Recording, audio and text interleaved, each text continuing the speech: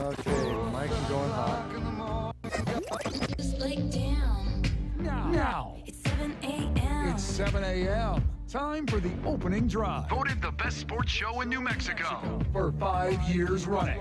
It's the OD in the AM with Jeff Siembieda and JJ Buck. Well, maybe you can play indoors. Maybe games can be played in the pit. Maybe we're finding out slowly but surely what we can and can't do. Who knows? What's up? What I do know is it's Friday. So how are you supposed to feel about the governor? Some of you were, see, everything's great now. And some of you were still, well, where the hell has she been? All I know is we're getting to a place where we're starting to move. If there's a game that maybe some of you can go to tomorrow, and let's see. What's up, Friday? It's the opening drive on 95.9 FM and AM 610, the Sports Animal. Jeff Siembieda and JJ Buck. What's good, man? What it do? Good Friday morning, and I'm right there with you. There's things on the schedule. There's things to do this weekend, and don't mess it up. Don't mess it up is the key. Yeah, as we start to go through this, and the governor spoke yesterday, I think they're figuring out as they go, right? More questions are asked. When the loosening of the restrictions and the new turquoise level came out on Wednesday, Eddie Nunez was asked about indoor activities in yellow and in green and what that means. And to his knowledge, at that point, they couldn't do that, but they were still talking. Yesterday, the governor's office said, well, no, in yellow, venues for I think the quote was for recording or television purposes, you can do it. Essentially, you can play a game in the pit, in an empty pit. And I know Lobo basketball fans are going, yeah, it's a little too late at this point. Mike Bradbury, the women's basketball coach, said it doesn't really matter. It'd be nice for you. Wouldn't it be nice to have those Colorado State games in the pit and actually go watch a game and be there? I'm assuming you would be there in person. Yeah, it would be something else to see in person for the first time this season. Either basketball team at this point. Yeah, to not rely on a stream to call a game. I mean, that'd be kind of cool, wouldn't it? Just actually it'd be pretty see neat. the people. It'd be pretty good. So I don't know where this all goes. I do know that we lost another event in the state as the WAC moved the volleyball tournament, the WAC volleyball, which is look, it may not be a big deal to you. Who cares, you might say, but it's a decent sized deal for a city that is like every city, like every place is hurting, and was going to fill a bunch of hotel rooms and restaurant meals, whatever that meant, whether it was to-go meals or whatever. It's a big deal for Mike Jordan, who just had his 500th win as the head volleyball coach down in Las Cruces. It's a big deal for New Mexico State to not be able to host the conference tournament. It's a big deal for all of them. But because Doña Ana County went backwards, because they are in red, there's no guarantee that they're going to be at a place where in 4 weeks they're going to be able to host a conference tournament. And the conference said, well, St. George, Utah is going to allow us to do this, and they pulled the event. So I thought that was, when I saw that yesterday, Mario sent me that press release. It was a bummer for them. It was a bummer not just for New Mexico State. It was a bummer for Las Cruces and everybody involved. Yep, and you point out the losing another event. Hopefully, with the clarification, the announcement this week, we can continue to get clarity on these things, and hopefully, we won't have to see too many more leave. Because you're right there. These things right now, while they might be spectator lists, they still, as you said, hotels, food, opportunities for local businesses to contribute. So it's unfortunate that they lost the WAC tournament. Hopefully, nothing else. Yeah. Aggie football.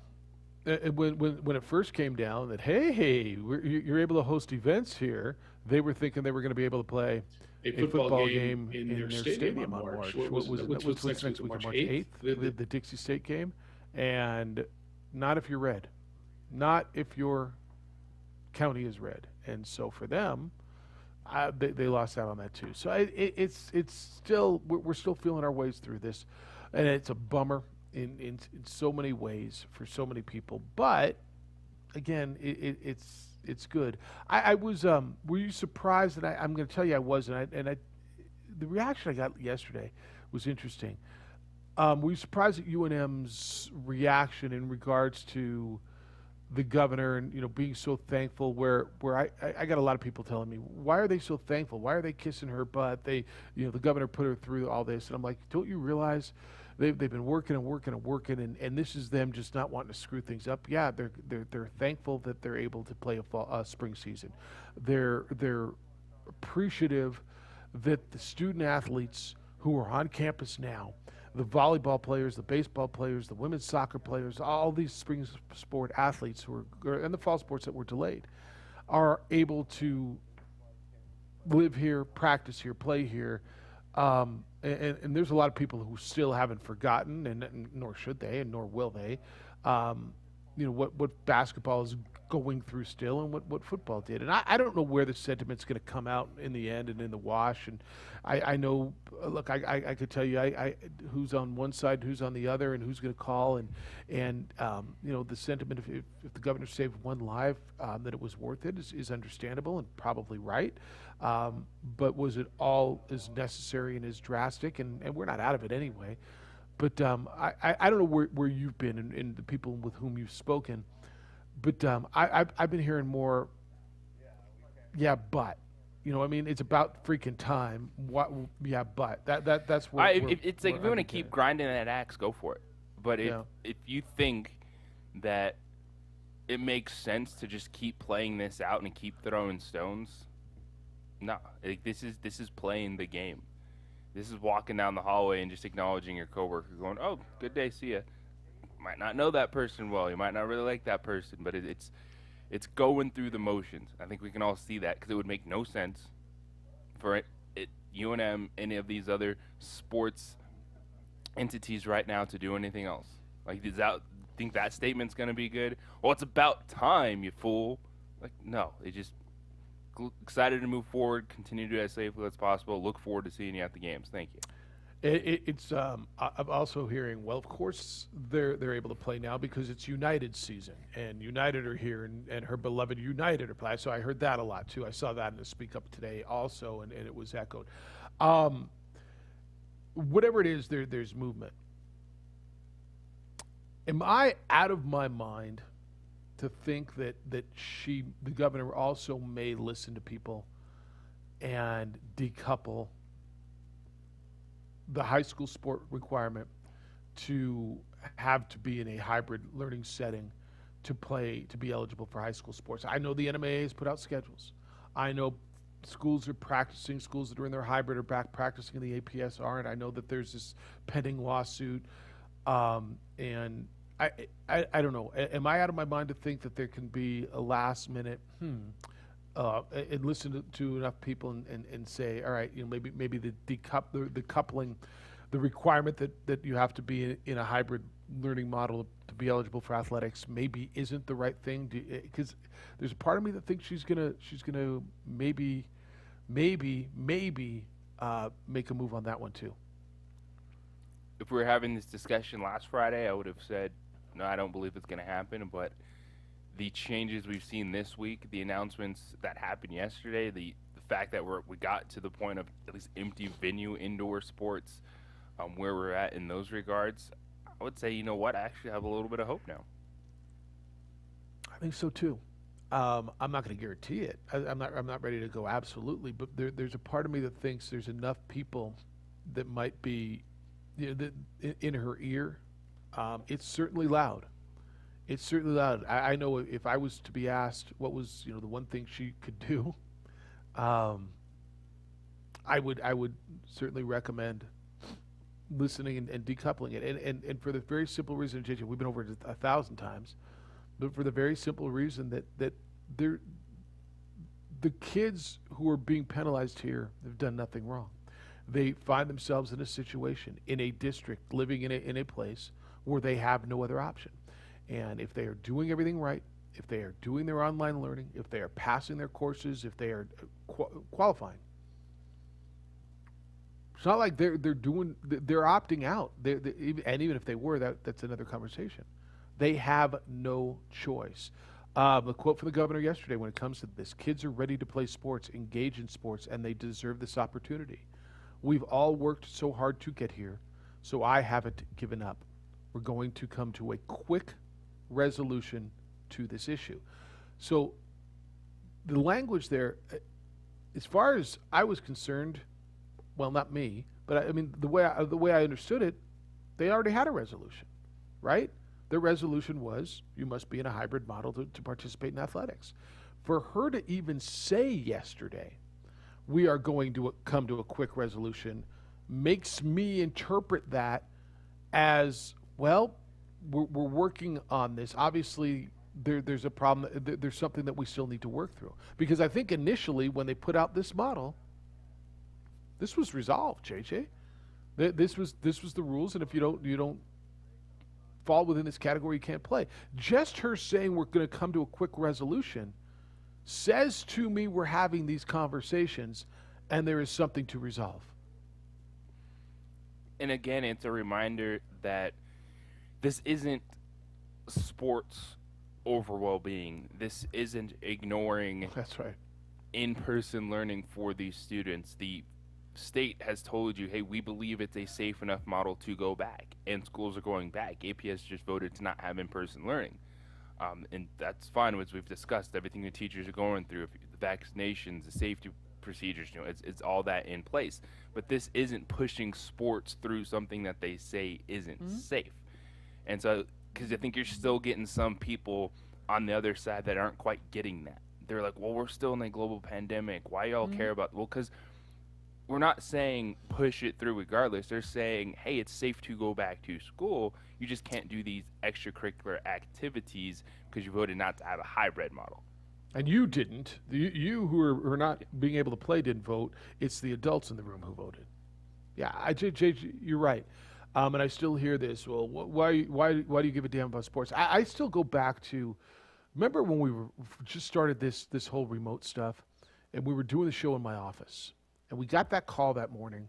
Why the hell are you guys even talking about sports? People are dying, and it's just damn games. And I push back quite a bit. And it's more than games. It's people's livelihoods, and it's businesses, and it's just. I mean, if you're telling me restaurants are important, so is the sports industry, and that just still resonates with me. And it's the same thing when it comes to sports/athletics. These kids have been holed up for 11 and a half, coming up damn near a year. And if you don't think the mental issue is real, you're missing something. We've said this a million times on this show. More than one thing can be correct. More than one thing can be right. Yes, we're in a global pandemic and people are dying.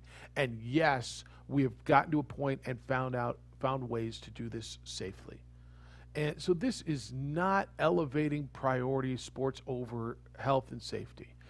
We'll continue this. 505-246-0610, 888-922-0610. I got a ton to do today. There's a lot of NFL stuff, college basketball news.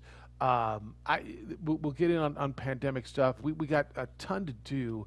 505-246-0610 is how to get in. Emails come in, Jeff@sportsanimалabq.com, JJ@sportsanimалabq.com. Gentlemen, I hope you are feeling well. Great energy, all kinds of stuff. But if not, if you're feeling sluggish, dealing with fatigue, low energy, low T, even erectile dysfunction, I got a suggestion. Call New Male and take care of it. New Male leads the way in men's health. They're here in Albuquerque. They've helped thousands of men all over the country feel better. And there's nothing more important than your health, especially in these times. Taking care of you needs to be a priority.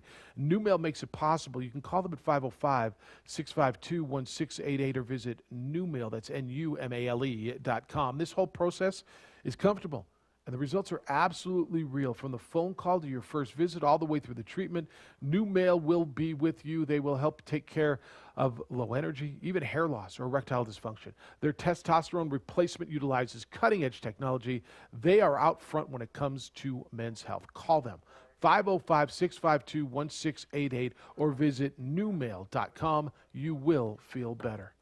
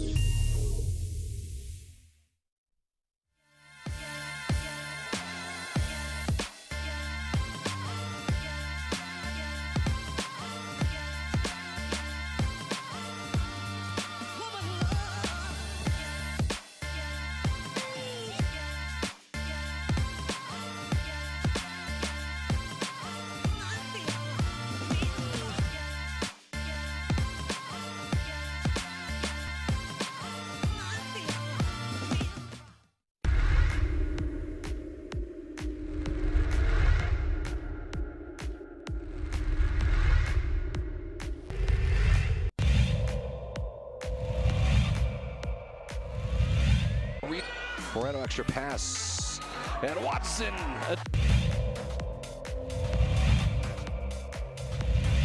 Out with it, Gallegos, and he's gonna run all the way. Window, yes! Able to get out of it. How did he find Battle? It's to Cunningham, and it... I mean, Ramos' hand. And Ramos puts it up, beats the buzzer!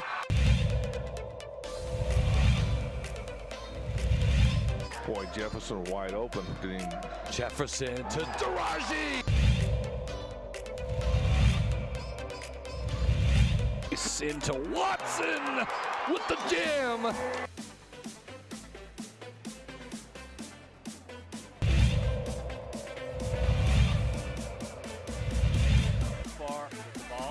Another steal by Davino Lovato, and here comes Agbaiosi.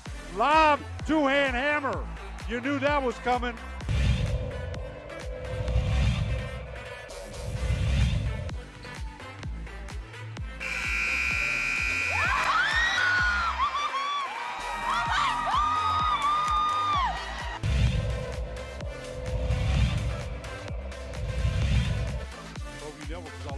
Heck, the lob tagged by Osi, the one-hand hammer.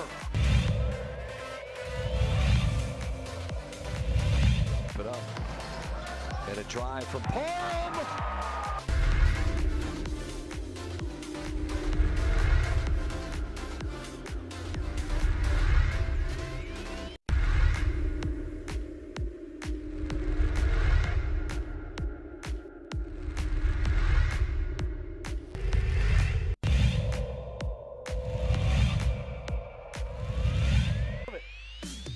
Melfi can cash it in. He's got some protection. Deep ball. Erickson's open. Touchdown, Monarchs.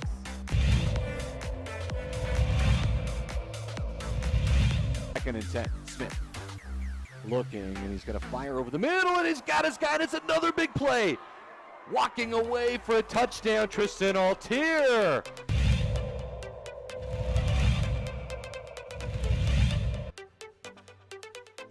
Hand it off to Chavez. Chavez breaking tackles. Look out. Chavez up the sideline. Stays in bounds. Touchdown. Volcanovis.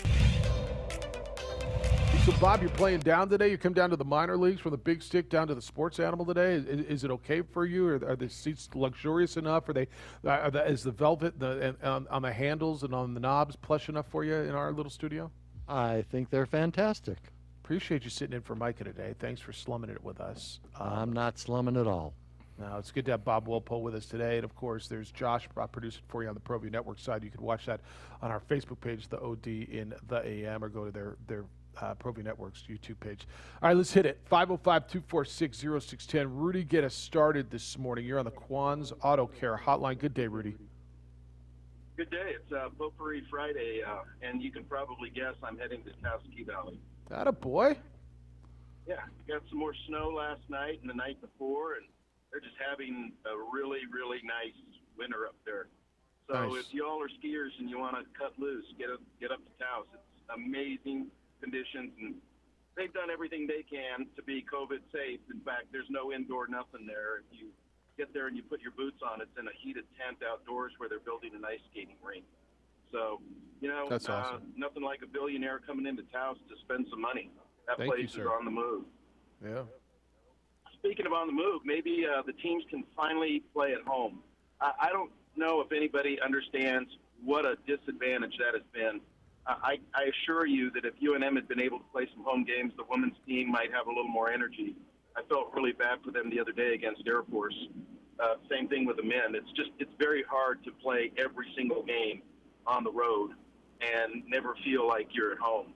And so, this whole thing about if the governor saved one life, saving a life is jumping into a swimming pool to save a kid. I don't accept the logic that because of this lockdown, more lives were saved than might have been. There's no proof. That's just pure speculation. There's states like Florida that have lower case counts on per capita, and they've been fully open the whole time. So to make that proposition, you have to have some proof. You can't just sit there and make that. I can tell you, that my little blurb in Sports Speak Up did get a reaction, and some guy tried to compare the United States to Syria. Are we really going to go there? Really? You really think that we need to compare ourselves to Syria? Because if that's where we're at as a nation, I don't know where we're going. We have different standards in this country. We always have. We look out for each other, but we also believe in the independence and freedom of each individual to make their own choices and to live their own life as long as it doesn't cause harm to another person. Well, I think we're moving now, and I want to look forward a little bit, but this will be debated for a long time. I mean, personally, I'll tell you personally, I believe lives were saved by doing these things. Now, how many were affected negatively in return, and you can weigh that as you wish, right? How many were? Pick your exactly. Word. Jeff, I've said it forever, and it's a law of physics. For every action, there's an opposite and equal reaction. Yeah. Everything that you do has a consequence. I want to shift gears real quick. I don't know who's going to beat Michigan. That was impressive last night.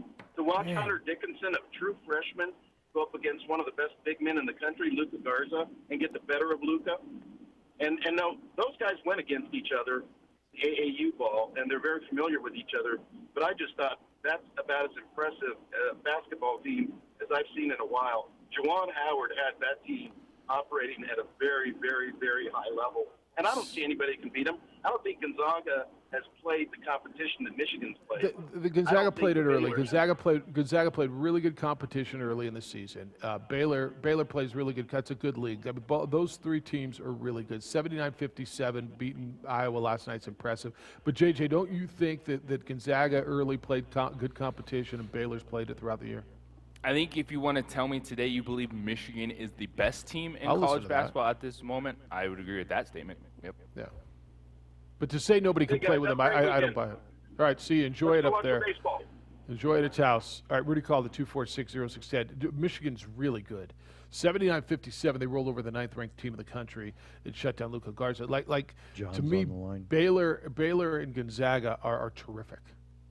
And to say that they can't play with them, I would totally disagree. I would disagree with that. I wouldn't count out Gonzaga. I'm not going down that road again. Oh, they only play in the West Coast Conference? No, they got the dudes needed to make a run and compete with anyone, which is why they're going to be a number one seed. But if you do want to tell me right now if you think Michigan is just the best team resume-wise, I will absolutely agree with that, coming off beating Wisconsin, Ohio State, and then Iowa in the past week and a half. And what Juwan Howard has done has been fantastic. The recruiting, but then also maximizing the players that have been there. Because, there's a lot of upperclassmen on this roster. It's the freshman forward, the name is escaping me right now. He is, a 5-star level player, but this isn't just one where he came in and recruited a whole bunch of one-and-done guys to flash. He's had that balance of getting players that are in that program to really develop and perform at a high level. And sometimes, these situations are difficult when you bring in a high-profile alumni to try to reignite things, take it over. And so far, Juwan Howard and his staff has done a fantastic job. Now, a guy with his sort of pedigree too, and able to just recruit and bring people in. I think you're talking about Hunter Dickinson. Yes. The big guy. John, good morning. You're on the Quan's Auto Care Hotline. Hello, John. Hey, good morning, guys. Hey, with this next game for the Lobo, for both basketball programs, would that be considered a home game? No. So the Lobo men were supposed to play on the road, so they're going to play at Fort Collins. The women, they were supposed to play. So the two games at Utah State, JJ, correct me if I'm wrong, were originally road games in Logan, but the games that are rescheduled for the back part of next week, the Wednesday, Thursday games, were home games, correct? Yes. Yeah. Okay, you know what? I'm all open up the pit, and what's the capacity now? 14,000, 15,000 now. Open it up, and then let 2,500 fans get in. Come on, it's about time. Walmart, Kmart, everybody else is doing that. Let the Lobos play at home. At least finish the season at home. Well, yeah, and I appreciate that, John. Thank you. If they play, JJ, with the county in yellow, and the way I'm understanding it, if they play home games next Wednesday and Thursday, it will be in an empty arena with no fans. Yes. That's the way I'm understanding this. It will not be with 2,500 because it's an indoor venue as opposed to outdoor. Now, do you find that to be progress? It is, because they haven't been able to play at home all year. Is that enough for you? Obviously not for John, and probably not for a lot of people, but I don't even know if Bradbury wants to do it. Like, with all due respect, I don't know where he is. Maybe you have a better idea. Do you think he wants to come back and play, or is he out on the road? Let's just stay out and play. I don't know. Do you? No, I haven't gotten to Colorado State and listening to some stuff on Lobo Talk last night. You wonder if they even show up for the Colorado State series. There was a little bit of that frustration with the amount of games in that last week, and he's just like, at this point in time, just get us ready for the Mountain West tournament, and if we're good enough to win it, we'll win it. So he just, I mean, are you serious when you say, I didn't hear him yesterday. I heard a very, very end of it. Are you serious when you say he may not show up, they may not play those games? Not a fan of the amount of games they're playing in the next week. Fair enough. He's got to play 4 games in 6 days? Yes. Yeah, and then go play a conference tour. I can understand that. Because it would just be a day in between the final game and the conference tournament for the team. I get that, and he could rest players up there and just if he wants to, but I'm going to get back to that whole. I don't think these games are optional. Yeah, and it's a situation that we're finding out a lot, whether we're talking about the West Coast Conference tournament, finishing up the regular season. They built this weekend to reschedule games, and unfortunately, some toughers are more condensed than others. Yeah. I want to hear from you on this Friday at 505-246-0610. 888-922-0610. That's how you can send us, you can get at us. Emails are coming in this morning. Jeff at sportsanimалabq.com, JJ at sportsanimалabq.com. And Jeff, as we're talking about moving forward safely, your personal health matters. So let me tell you about F45. F45 functional training. What does the 45 stand for?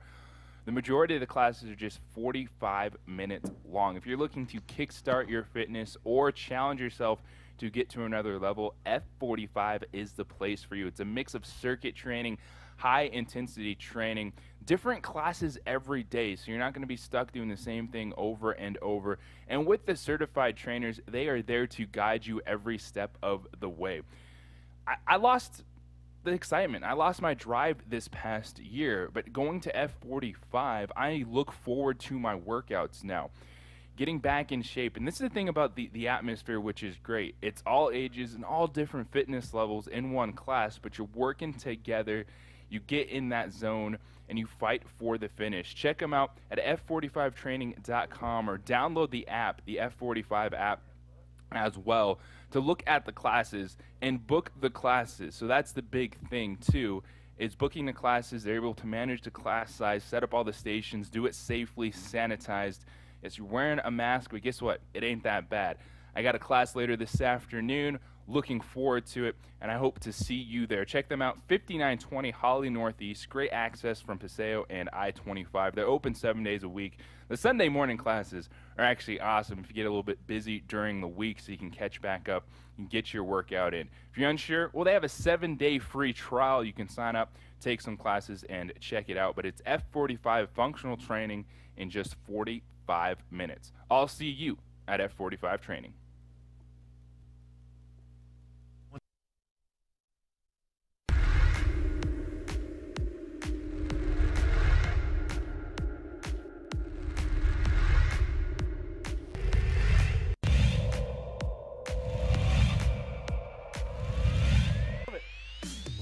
Melfi can cash it in. He's got some protection. Deep ball. Erickson's open. Touchdown, Monarchs.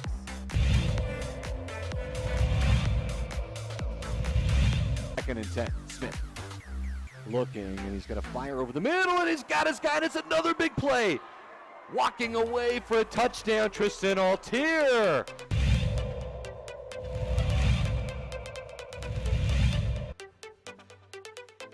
Hand it off to Chavez.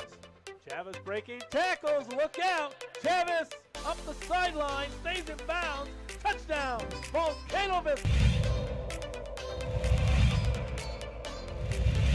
That replay, I got you. Measurement. I mean, Smith's got a fire on first down, and he's on the outside. There's a lot of room for Brad Thomas. A move, and he's set free. Dance into the end zone. Touchdown. So it goes.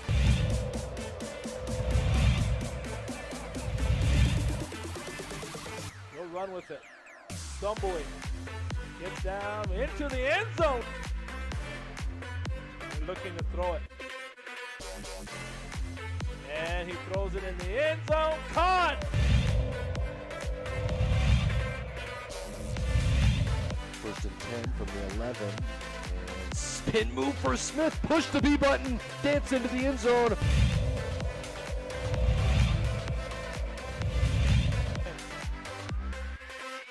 Throw it. Looking. Here comes the rush. Step it up. Javier now running around. Being chased. Looks across. Throws it up and wide open. Ball is caught. Touchdown. Jimmy Gaye.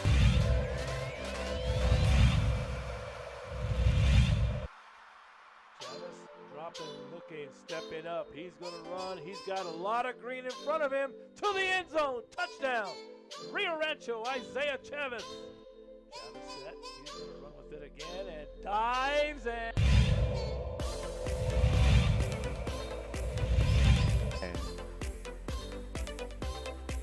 It's Austin Smith, and to the outside, a lot of room. Look out, a foot race down the sideline.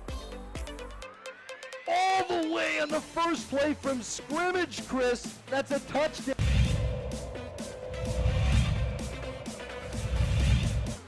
Scrambling. And off. Great hit. He bounces off outside. Got some daylight at the 20, the 10, the 5. What an incredible run.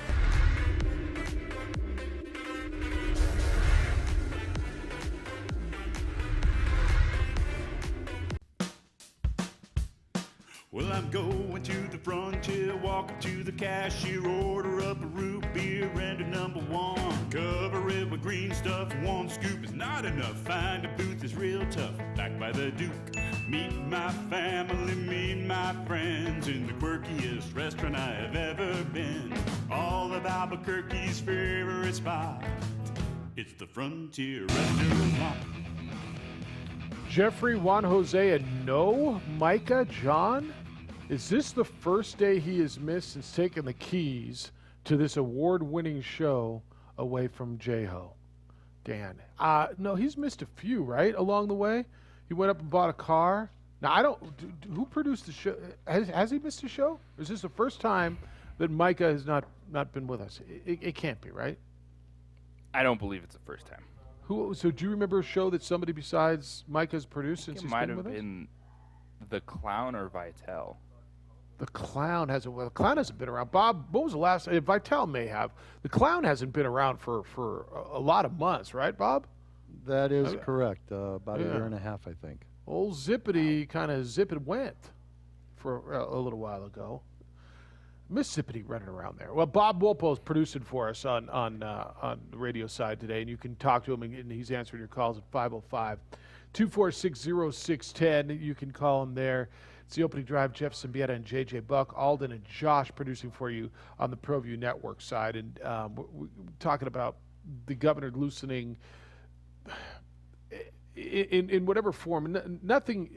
I think whatever plans you have, when you put out a plan, I think there's things that you don't think of, and that's why I think we're watching these come out in little chunks, JJ. I think the team probably figured they had it all figured out, and then there's always, once you're in it, oh, but what about this and what about this?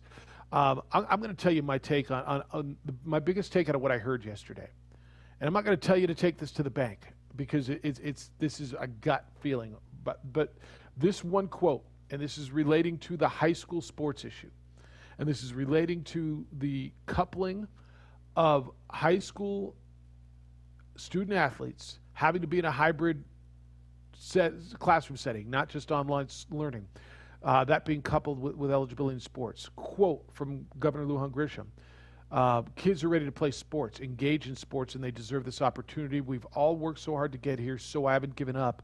We are going to come to a quick resolution to this issue, end quote. That was asked directly about sports being married to the requirement of hybrid learning. And I'm going to tell you this a number of times as we go through this because I know that the audience switches, flips over. But guys, the fact that she said that there's a resolution to reach, that there's something needing to be resolved, to me means there's a chance. And I think we're going to I think we may get there. I think there's enough people in her ear. And when the original plan was put out, I do believe in her mind and more so in her staff's mind who's dealing with this, it was resolved. Here's the guidelines, and there's nothing to talk about. And now they've been made to realize there is something to talk about. Maybe I'm reading too much in that. And JJ, if I'm reading too much into that, you can tell me I am. But that one line makes me realize, and just some of the conversations that I've been having, makes me realize that maybe there's a chance, and makes me think that the governor's listening and may, because I think it's the right thing, and I think the majority of people think it's the right thing to do. We were having this discussion 7 days ago. I would have said no. The way things have played out, even with certain things taking a step forward, I wouldn't tell you I'd have hope that they'd, because what we're specifically talking about is decoupling the hybrid learning from the ability to play sports when it comes to APS athletics right now. Because the APS vote to not to go to a hybrid model thus also takes athletics off the table. But seeing the changes that happened this week, the quote that you keep mentioning from the governor, I would tell you, you know what? Got a little bit of hope that maybe at least you can get some games in. Some of these teams, indoor, volleyball, basketball, get a couple games in before the end of the year. Yeah, I maybe there is a little hope. I don't know. How do you all read that? Because I'd love to know. Jack says Dr. D. Scrace changing his tune. Jeff, he's gone from 9 months of if you go to school, you might as well put a gun to grandma's head, to school is safer for grandma than going to Walmart. So why is an APS already open? The narrative has changed as certainly as the data, the information has changed. Yes. And I tell you, it's okay to change. I've been telling you that with the governor. I firmly believe it's okay for the governor to say that was what we thought earlier, and now this is what we think. Yeah, the narrative changed. Fauci started out, don't wear a mask, and it was, you got to wear a mask as they learned more. Yeah. There's been some inconsistent messaging, but we're also dealing with a pandemic and a virus that nobody knew anything about. And I'm not sure we know that much about it now. We'll see. But yeah, the message has changed. Why aren't schools open?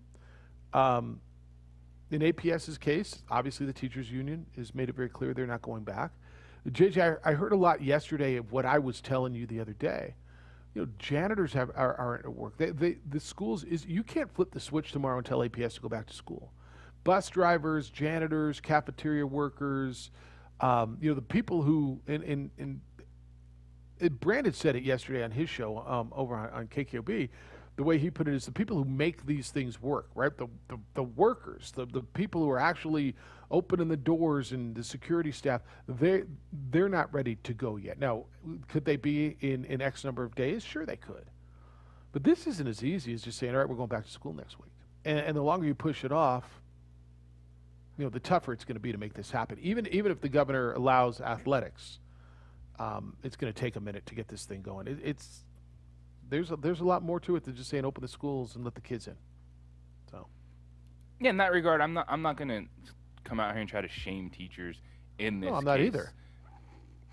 Some might with the challenges. Even when we talk about, yes, they said it's safe to go back, but you still have to take safety measures, like in the process of getting there. And the thing that we've been focused on is understanding where the teachers are coming from, but also realizing that these things don't have to be in lockstep, and then you take away other opportunities that could be ready to move forward. In this case, athletics, or potentially what other extracurriculars are out there or they're talking about or being available for these students.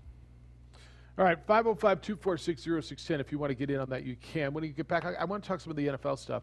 The Russell Wilson stuff is really heating up, and it's been really interesting to me watching this. And I'd have told you, and I think I did, a few days ago, there's no way. Russell Wilson's staying there. There's no real beef there. I still think he is, but I don't think there's no way he's leaving anymore. How it got to this point and what goes next, and what's the next quarterback domino to fall. And I think my opinion may surprise you on this one. It's not a major domino. It's a 1, not a 6, but it's going to move things a little bit. Hey, you trusted your home and your business security to a local company with an armed response, and then they sold out.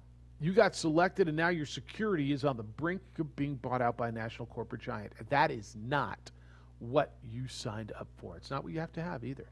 I would suggest you call IPS. Aaron Jones and IPS are not for sale. They are vested and invested in this community. They care about your home and your business security like it's their own. Let their highly trained armed guards or 24-hour patrols protect what's yours. I've trusted IPS for years to watch my home. Gives us a peace of mind. You see them outside not every day, because I'm not around when they are every day, but they're here weekly, and I know they're here every day. I told you about the incident a couple weeks ago. I got a ring on my doorbell. IPS was coming by. They just patrolled the house. They saw a delivery that was visible on my porch from the street. He rang the bell, and when nobody answered, he put it down so couldn't be seen, so the porch pirates wouldn't take it. If you go out of town, and now you're going to start hopefully getting a trip in, they'll pick up the newspaper, mail, roll the garbage cans to the curb and back, give your home that lived-in look, do outside security checks. IPS giving us peace of mind. Don't wait until it's too late. Call International Protective Service and protect what is important to you. 505-897-2420 is their number. 505-897-2420, or visit them at ipsglobal.com.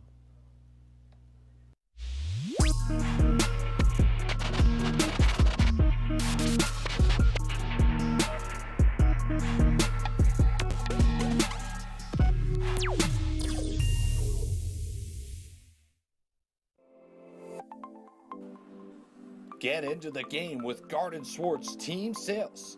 They have everything you need, from screen printing, embroidery, and digital printing services, high school letterman jackets, and all high school and club uniforms, and individual and team apparel with the most reliable brands like Speedline, Rollins, and Wilson. And don't forget to check out the latest F7 Shut helmet. It's all at Garden Swartz Team Sales. Give them a call, 505-884-1234. Garden Swartz Team Sales.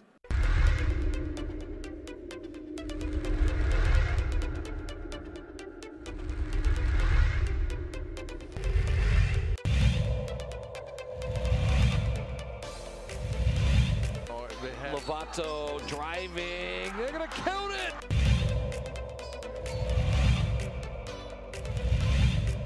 Gallegos, ooh, a little spin and a finish. There's Natalia Chavez, good spin, takes a...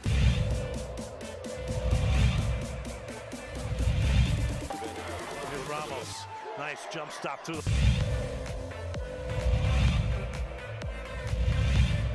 Play with gambling a little bit. Oh, there's a...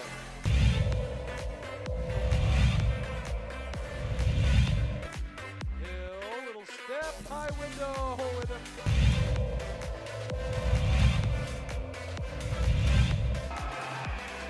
Got the second. To the middle. Here we go, 3.9. It's Cooper's going to run with it.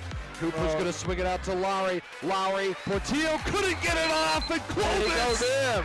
It's waved off. He did not get it off in time. Portillo.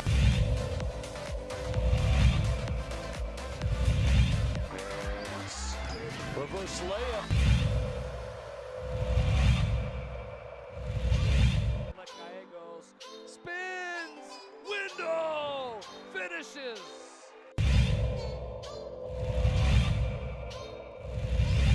There's a run coming from... lazy pass. Here comes Crawford. It might be showtime.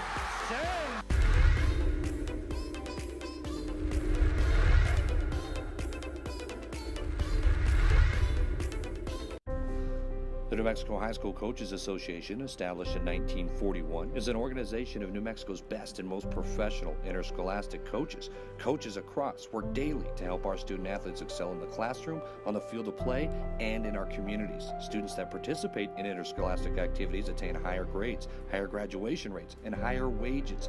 Responsible for the North-South All-Star Games, statewide Coaches Award Program, and providing multiple professional development opportunities for New Mexico's coaches. Be a great coach by coaching beyond the game.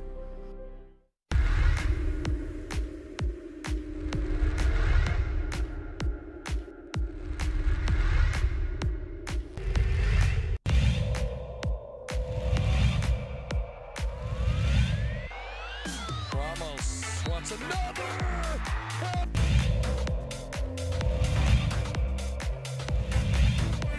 Opportunity here. Martinez shoots, he scores.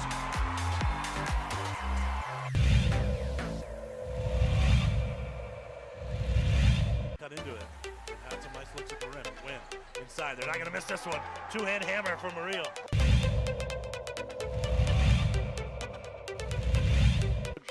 Ball's played up. Rodriguez with it. Gonna settle. Looks to the inside. Comes to the far side post. Shot on and goal. Deflected in. No.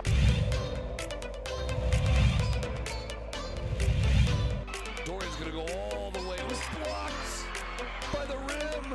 Get it out, says Kobe Wade.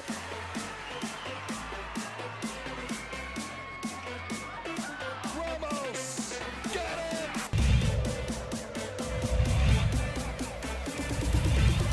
Look out. Ramos, can he chase it down? It was a freebie. Saved it. And then stolen. And somehow Hasbury's got it back. Handoff. Watson.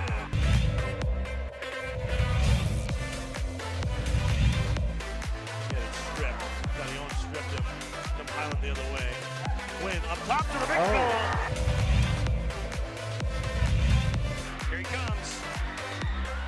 For the lead. Got it.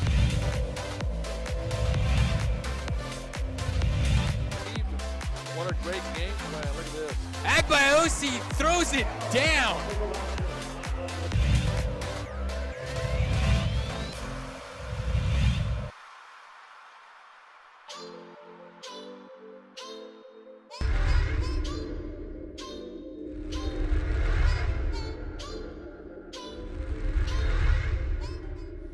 Don't sacrifice quality and flavor when you're in a hurry. Golden Pride offers ribs, fried chicken, green and red chili breakfast burritos, and Frontier Cinnabons. 4 great locations, or visit us online at goldenpride@abq.com. Golden Pride Barbecue Chicken and Ribs, proud supporter of Golden Sports. What's going on in Seattle? Russell Wilson, you figure was one of those untouchables, didn't you? If you were going to tell me, give me three guys, untouchable quarterbacks, and he would have been on the list, wouldn't he? Looks like he gets along with his coach, loves the city. City loves him. They won a Super Bowl, almost won a second one, compete every year, and evidently it's not all that peachy. What's up, y'all? It's the opening drive. Jeff, JJ, and Bob Wolpo in for Micah today. Alden and Josh on the TV side. So, JJ, I told you probably at the beginning of this week, I don't think he's moving. There's no way they're moving him. Why would they? He's in his prime. He's market value. They love him. He loves it. But now when his agent leaks a list to Adam Schefter of 4 teams for whom he would waive his no-trade clause, Las Vegas, Chicago, Dallas, and New Orleans, all of a sudden there's a little meat on this bone, isn't there? There is a whole lot of meat on this bone that is saying, you know what, I'm good, but if one of these teams is interested, come get me, present an offer to Seattle, and I just might say yes. Yeah. All right, I got a lot of thoughts on the quarterback stuff. But Bob, what'd you tell me? Fred is there? Is that what you said? Yes. Let's go there. Fred, good morning. Thanks for holding. Appreciate the call this morning. What's up, Fred? Hey, guys. Just a couple of things. I know I called yesterday and told you that, UNLV is playing Fresno, and UNLV actually beat Fresno last night. So the paper's wrong. The paper says it's wrong because I looked it up. But Colorado State is 10-2 now. Now UNLV and Fresno State are tied for second at 12-5. We're talking women's basketball, and just then so we're in people third know. at 7-3. But the thing is that one of those two teams are going to have 6 losses because they play again tomorrow. If we can beat Utah State twice, and maybe we can go and play Colorado State in the pit and win 2 games there, we can win the Mountain West Conference. And even if we didn't, we have a good chance coming second. And the one thing that's good is that I don't know how it works exactly in regards to rankings and that, but the Lobos have played all their games on the road. So when teams are like we're 9-2 or 10-2 on the road, so that counts as something. And then the other thing, I just want to make sure everybody knows to order your tickets online for the baseball games for Saturday and Sunday. They're $5, and you can bring food in this weekend. I already said it yesterday, but I thought I'd say it one more time. And go Lobos, and that's it. I just want to talk about Lady Lobo basketball. Got it, Fred. And maybe Jesse, JJ can find out by tomorrow maybe if Hurst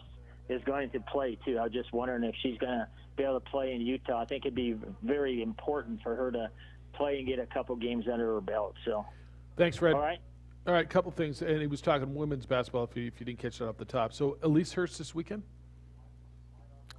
Find out on Sunday. They haven't said anything about it. Okay. And while they haven't released anything why she's out, but she wasn't on the trip last week to Air Force. JJ, it would be wonderful to win 4 straight. After watching them lose to Air Force, I don't believe they're going out and sweeping road trips in Logan and in Colorado State. I just don't. I wouldn't be as confident, definitely against Colorado State. The starts that they've had. Utah State's a team that they can win both these games. Utah State's not even as good as Air Force is on the court, and even with some of the slow starts, if they get back to the energy, they play offensively. Utah State can't score the basketball, and even with the deficiencies UNM has had on that end, they should get this one. But yeah, Colorado State's a whole different beast. Well, the other piece is listen to Bradbury and the little I heard yesterday, what you told me. What's the goal going to play the Colorado State series? Is it to win those games? Is it to rest people and just show up? I'm just here so I don't get fined. The thing with that too they've got a is chance they don't to win have the the roster size to just rest people. Yeah. Like they just don't have the players available to say, we're not playing our starters. Let me throw this at you. So if they sweep Utah State, and you think they can, they got a chance to win a regular season championship. How important is that? And I ask you on a number of levels. Look, seeding in the tournament is seeding in the tournament, right? 1 seed, 2 seed, they both get buys. The first, 5 get buys, I believe. Or I don't know how it is because they only have 10 teams in this tournament, so I'm not even sure. So the top 6. 6. I'm going to guess that there's a bonus in Bradbury's contract if he wins a regular season championship. Like I would guess that that's important to him, whether it's 10 grand, 20 grand, 25, whatever it is, right? There's got to be a bonus in his contract if he wins a regular season championship and Coach of the Year. Is that an incentive to him? It would be to me. Didn't sound like it yesterday. Okay. When he was just talking about this final stretch of the season. And it really, I think even if, they go in there and sweep Utah State, I think his mindset is just still on being as healthy as possible when he gets to Las Vegas. Yeah, I think that's right. No, the end goal is there's a bigger bonus to get to the NCAA tournament. Because winning the regular season doesn't guarantee you anything. Nothing. In this league, you got to win the Mountain West tournament to get to the NCAA tournament. One bid league, right? I haven't looked at projections on the women's side, but I'm going to guess it's the automatic qualifier and that's it, right? And they can win this tournament, or they can go out in their first game, as we've seen every year with this team. They could go out in the first game, and there's a history.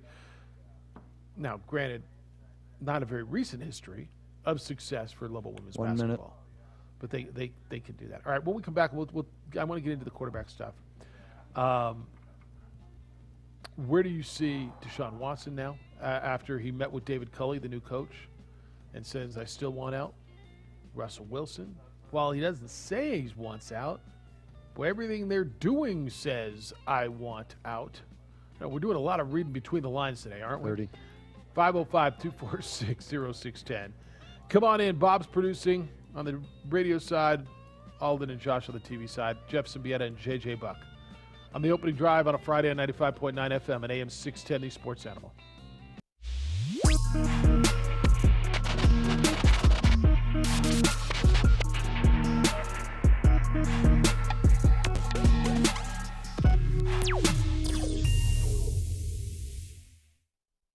Don't sacrifice quality of flavor when you're in a hurry. Golden Pride offers ribs, fried chicken, green and red chili breakfast burritos, and Frontier Cinnabons. 4 great locations, or visit us online at goldenpride@abq.com. Golden Pride Barbecue Chicken and Ribs, proud supporter of ProView Sports Network.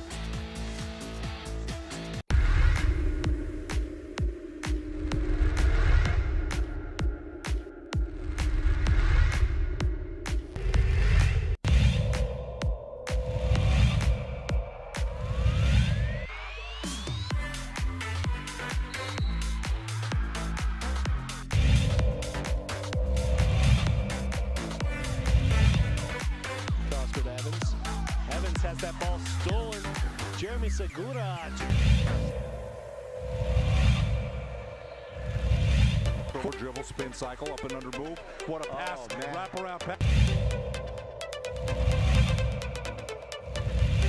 Harris, Legate, the long bomb, 3 ball.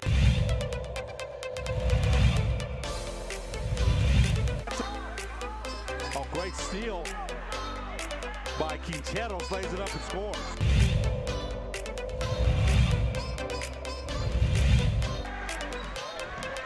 A whole little jump step in the... And look out, here comes Agbayosi. Crawford set.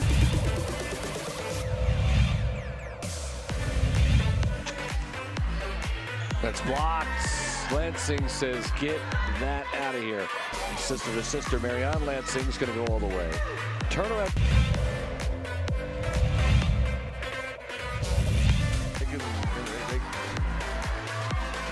Ramos, pump fake, everyone bites, Ramos hits.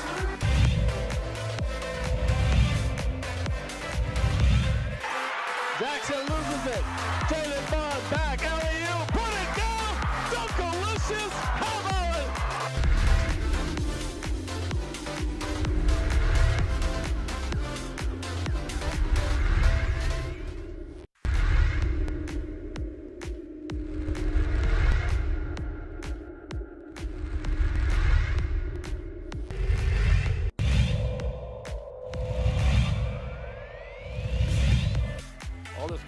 closer.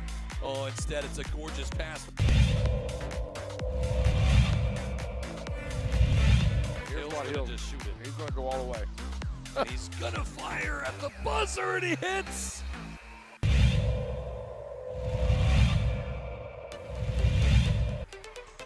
Great pass, Hadbury, and thank you very much.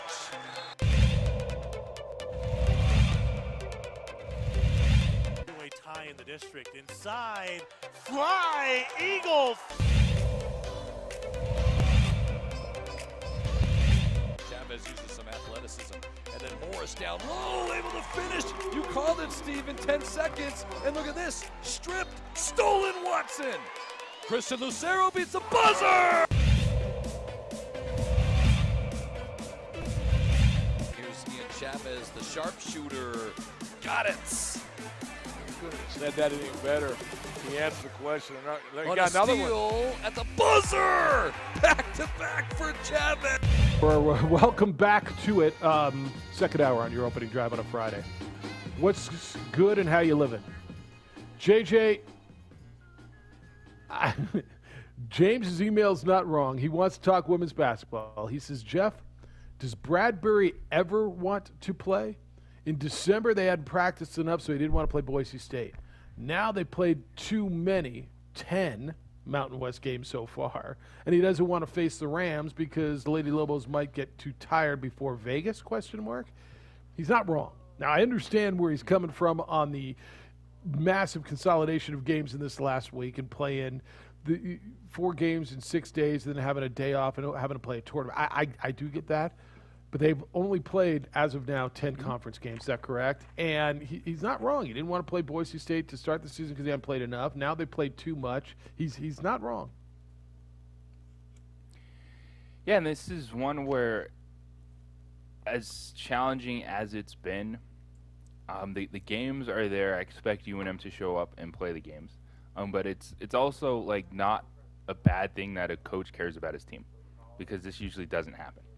Usually not playing 4 games in 6 days and then right into a conference tournament. But as we know, this year's different. So you've got to deal with the challenges, handle the things that are thrown your way. And unfortunately for UNM, with the pauses they have had, they're a team that has the condensed schedule at the end to catch back up. And I'm not going to – this isn't – the Boise State stuff is on the Mountain West, not UNM. They saw the challenges. They saw that this state wasn't allowing these teams to practice. And they're like, oh, by the way, in the first week or 2 of the schedule, here's a conference series for you. The Mountain West didn't have to do that. Well, in that case, not everybody had that early series. Yeah. I think there were 4 series. I heard 2 series, 4 teams, and they made New Mexico part of that. I agree with you on that. Is Bradbury ever happy? Honestly. Not in his public comments. Because he's never happy with the schedule, he's never happy with the league. He there's always something wrong, right? There's always something over the years that we should be playing these schedules. We should be playing crappy teams. I know I'm paraphrasing, but that was kind of when he inherited that schedule. Well, we just need to win, and we're gonna get to the NCAA tournament. No, you're not. You're not gonna get beating a bunch of 250 RPI or net teams in the non-conference, and I don't know. I mean, I like him, and he's having some success. I think this is a big next few weeks for Mike. I really do. I really do, and maybe that's why he's so tense about it, because his teams have not finished well. But it's interesting because it just feels like there's never. He's always upset with the league or somebody. Yeah. And I'm going to give coaches in this state a pass for this season if they might seem more upset than in other years. Fair enough. The voice Juan Jose just said a mouthful, said Dan. Jeffrey, no Micah John, and superstar Bobcat. This is why I dismiss folks using the records of Lobo basketball versus Lady Lobos to compare the jobs done by Weir versus Bradbury. There is no comparison. Bradbury's record against a one-bid league. Weir is in a conference where the talking heads are talking 3 to 4 bids. So what he's saying, JJ, says so Bradbury's it's different. Yeah, what's their record? 7-3. They're 7-3 in a league. It's a one bid league. There's no good teams. The men are 2-14, and they're playing against really good teams. By the way, did you watch San Diego State Boise State last night? That was it turned into a good nail-biting basketball game down the stretch. And I will push back and the top of the Mountain West on the women's side is pretty darn good. Now, multiple bids. I'm not as versed as of yet in the NCAA women's tournament. But if they played a full non-conference schedule, could say Colorado State have thrown their hat into being a bubble team? It's entirely possible because you put Colorado State, UNLV, Fresno State, New Mexico on the floor. That's 4 good basketball teams this year. But yes, it's a one-bid league in that regard. San Diego State on the men's side went overtime with Boise State last night, 78-66. Aztecs have a penchant for losing big leads. They lost a 26-point lead and the game against Colorado State earlier in the season. Last night at home, they had a 17-point lead against Boise State. Boy, Derek Alston got hot, and he is terrific. They hit a shot late, which I do believe was a 2. I do believe his foot was on the line. I do believe that was conclusive, but okay. Boise State did to send the game into overtime, and then the Aztecs pulled away in overtime, 78-66.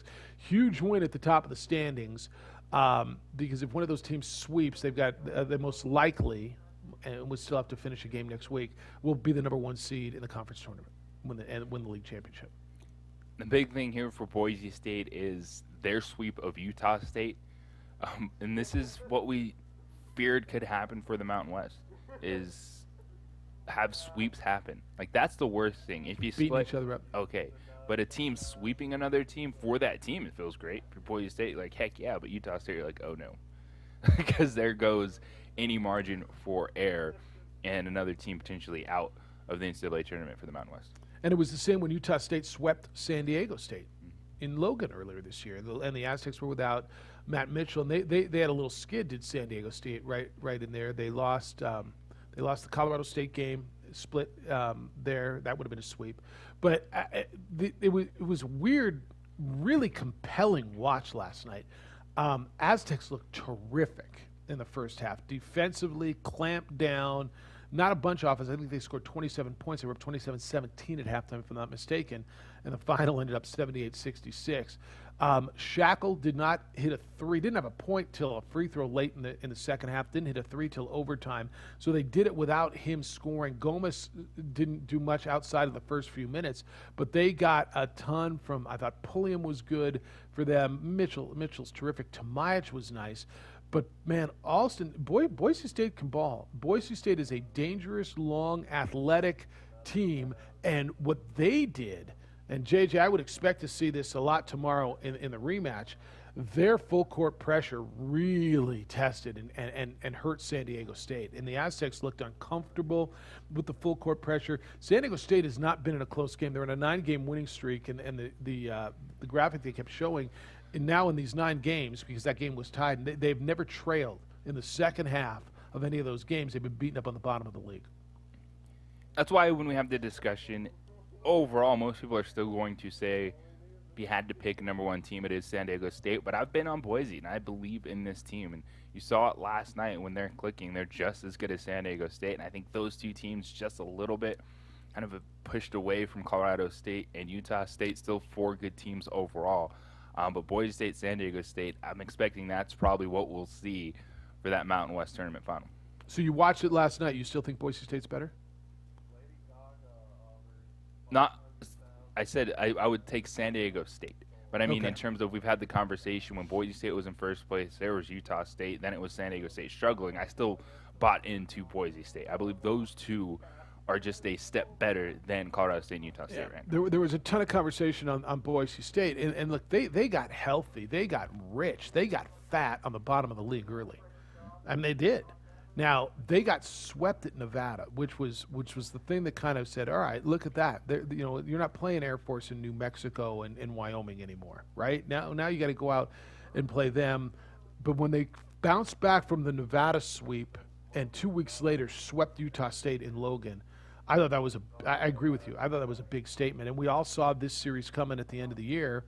with San Diego State and Boise State, and I think it was set up that way. And I think the league likes to do that. I think the league likes to take its two conference favorites. I mean, there's been times where the Aztecs and Lobos, when they were the two favorites, have finished out the season. I think they did it with Nevada and San Diego State last year. JJ, they take their two favorites and try to series them up at the end of the season, and have good must-see TV as you go down the stretch. San Diego State's got holes. There was times last night where I looked at them and I'm like, damn, they look nice. And then there was that stretch where they turned the ball over, took bad shots, and didn't defend. And I give Boise State all the credit in the world. That was them coming back more than it was San Diego State letting them back.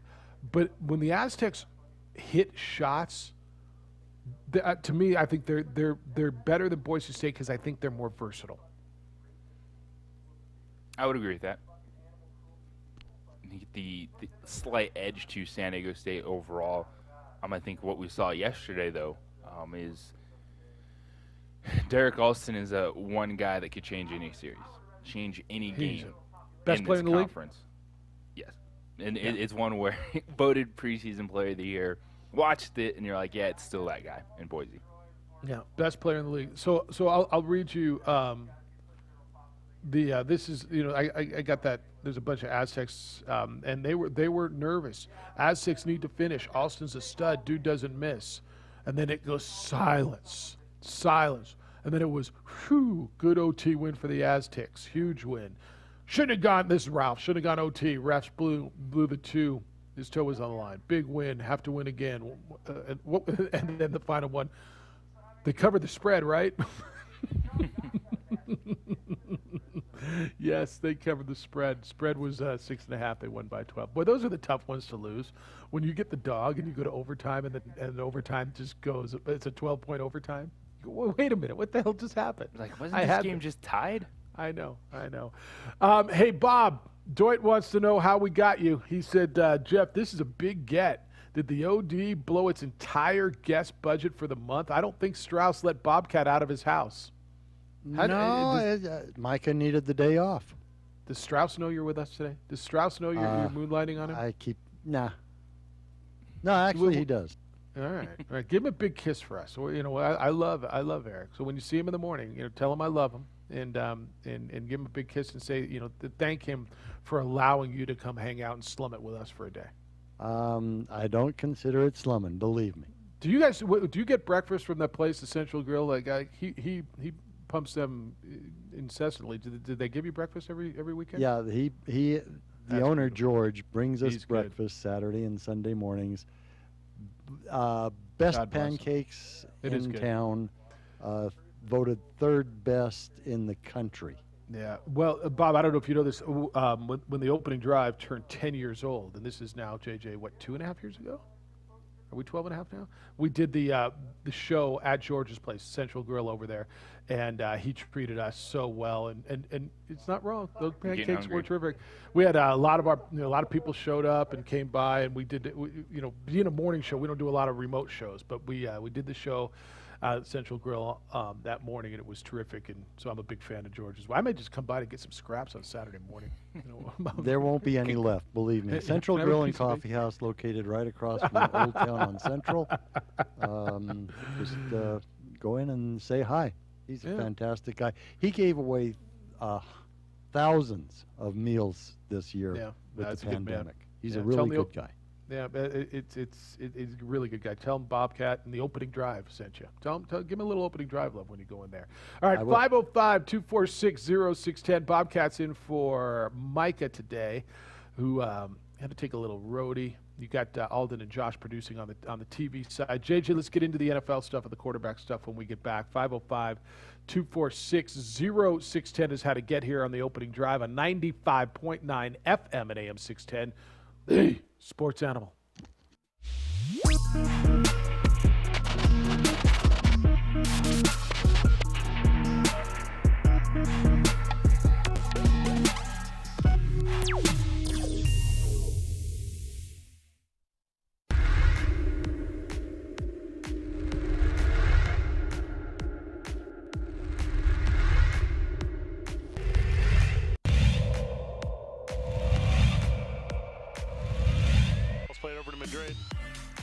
box off the dasher. It's settled. Shot up by Garcia. Trickles in. Goal.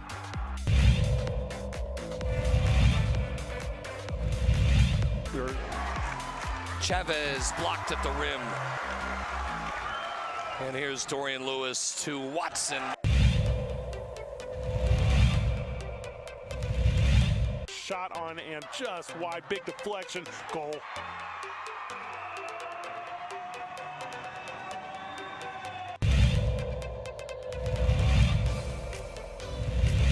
With his first field goal.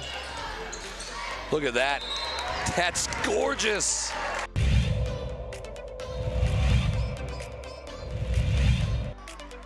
Not a game you can go have 25 turnovers in and win.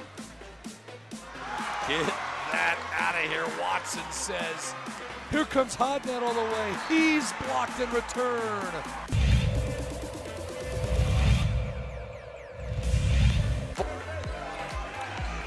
Dickey, did he get it off? He did, and he hit it.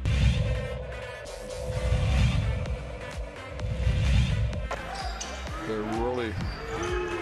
Oliveras.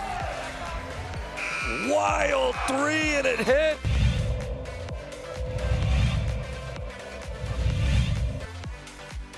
Another steal nearly by Hiron. It is a steal. Avalos ahead to Hiron. The two-hand hammer by Hiron. I knew he was going to put that one down.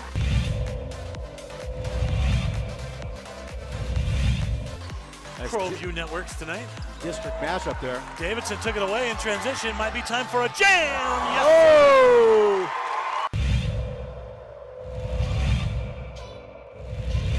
Big Barton, watch him, coach. Watch the inbounder. Dumas Sanchez in the corner. Back to Barton with 2.4 seconds left. Fires for the win. Hey, he got it! It's good. Oh my God! On the last second shot. He did. Oh my God! Bakes it in from 25 feet and watch the celebration right in front of us. What a shot by Barton. He was double teamed and somehow found a way to get it in. Ramos to Gaxiola. High window for the win. It's good. It counts. Gaxiola with the game winner for a Driscoll Heritage.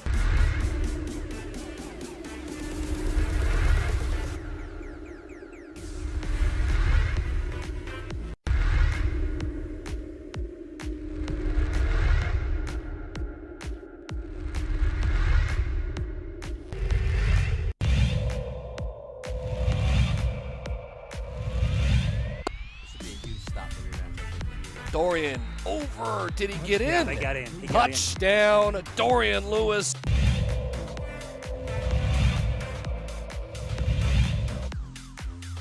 Seconds to play. Benavides looking, still looking up the middle. It's intercepted. It's picked off by Freddie Anaya, and Roswell's season will end perfect.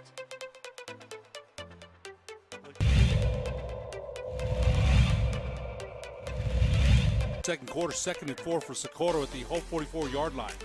McDaniel trying, good block by Hicks. First down and more, 30, 25, 20. McDaniel might be gone. Touchdown. Wow. Touchdown for Michael McDaniel. It's 40 seconds this year. It's not like 25 like it used to be. He laterals it back. What a play by Hightower. Pitch.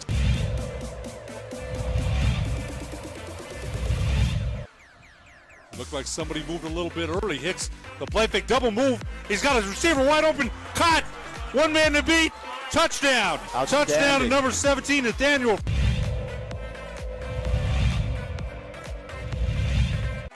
Third and 6. Big defensive play coming up here. Little trickery to Reese. See you later. Touchdown. They went for the deep ball to Reese. To the right, single receiver split to the left. Play fake, head up off the middle, got some room. 50, 45, 40, has one man to beat. 30, 25, 10, 5, touchdown. Touchdown, Hope. Wow. On a... Did the governor do Lobo basketball a favor? Question mark, says Jack. Out of sight, is out of mind, Jeff. It's the opening drive on 95.9 FM and AM 610 Sports Animal. Jack sent me this email. Jeff at sportsanimalabq.com. He says, if this was a normal season, 2 and 14 level basketball would have a different reporterette standing in front of Dream Style every night talking about dwindling attendance. They'd find some little art history student walking by to say that their department is broke, and if basketball was dropped, Weir's salary would go to hire 3 to 4 new professors. It's from Jack. He's not wrong. He's right about that. He's right in that regard. I've told you a number of times, like, as bad as it is, and I know a lot of you think the global basketball record would be drastically better if they were playing at home. I don't. It might be slightly better. So they're 2 and 14. Could they be 4 and 10? Okay. They might have won one of those Nevada games, maybe, and maybe got one of the Wyoming games at home. Yes. Maybe. All right. So, but I've told you this a number of times, and literally had this conversation with somebody very, very familiar with that program. If they, what do you think attendance would be? Like, let's just say, they played the season at home, no pandemic, regular season, and I know we're living that takes us to some fantasy land. Woo doo doo doo, I got it. But if this team this season was playing at home, what would attendance been by the end of the year? And I said about 6,000. They said no way. And I said, well, you take your season ticket base, which is what, about 9,000, and about 2/3 of it, and that's kind of where I was going with that. Which, by the way, in some places would be great attendance, right? Las Cruces. But what do you think it would be? I think that's a fair estimate. By the time you got to the end of the season, when you're dealing with a 2-3 win team, at that point in time, you'd be feeling it. And I think the noise and the heat would be well ratcheted up from where it is now. Because to his point, out of sight, out of mind is absolutely right. While people are watching it, and if it was here in town, I do think it would be loud. Yeah, the noise and heat would be coming from different places than just basketball fans. Because there's plenty of heat from Lobo fans that are done, that believe a coaching change needs to happen. And them playing out of state hasn't slowed that down. I think it's slowed it down a little. I think there's a lot of it, but I think it's ratcheted down a touch. Now, the people who are done are done. I don't argue with you at all. I think you're 100% right, and there's people who are just pissed. The hardcores who are going to watch every game, who tell you, I'm done watching it, and then text you during the next game and how disgusting it is and they can't watch it anymore. Those guys, like they're done. But I think it's a little muted, a little bit. It would be louder, but Jack's not wrong. Like, should they be thanking the governor for not being here? Jack, even if they were here, there wouldn't have been anybody in the stands. I don't know if you watched San Diego State last night, or if you watched a Fresno State game, or if you watched a Colorado State game. There's nobody in the stands. There's not 25, 33% capacity.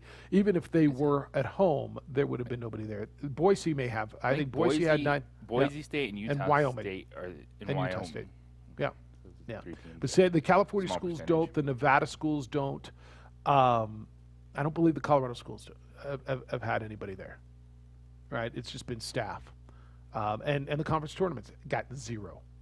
Right? So it is what it is, man. It's just one of the most depressing seasons, but it's been like one of the most depressing years of your life, right? I mean, every one of us. Go take you back 12 months. It's gonna be March 1st on Monday, right? March 11th, March 12th marks a year of the shutdown. That's when everything really just boom. That was the Rudy Gobert D-Day, right? He was patient zero. Rudy Gobert and Tom Hanks will let forever be linked.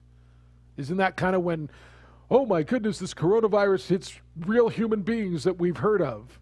And Tom Hanks was in Australia, and Rudy Gobert, after touching every microphone, and oh my God, there's a basketball player, and boom, the game was shut down in the middle of the game. I mean, remember that day? That was either November 11th or 12th. I want to say it was the 11th.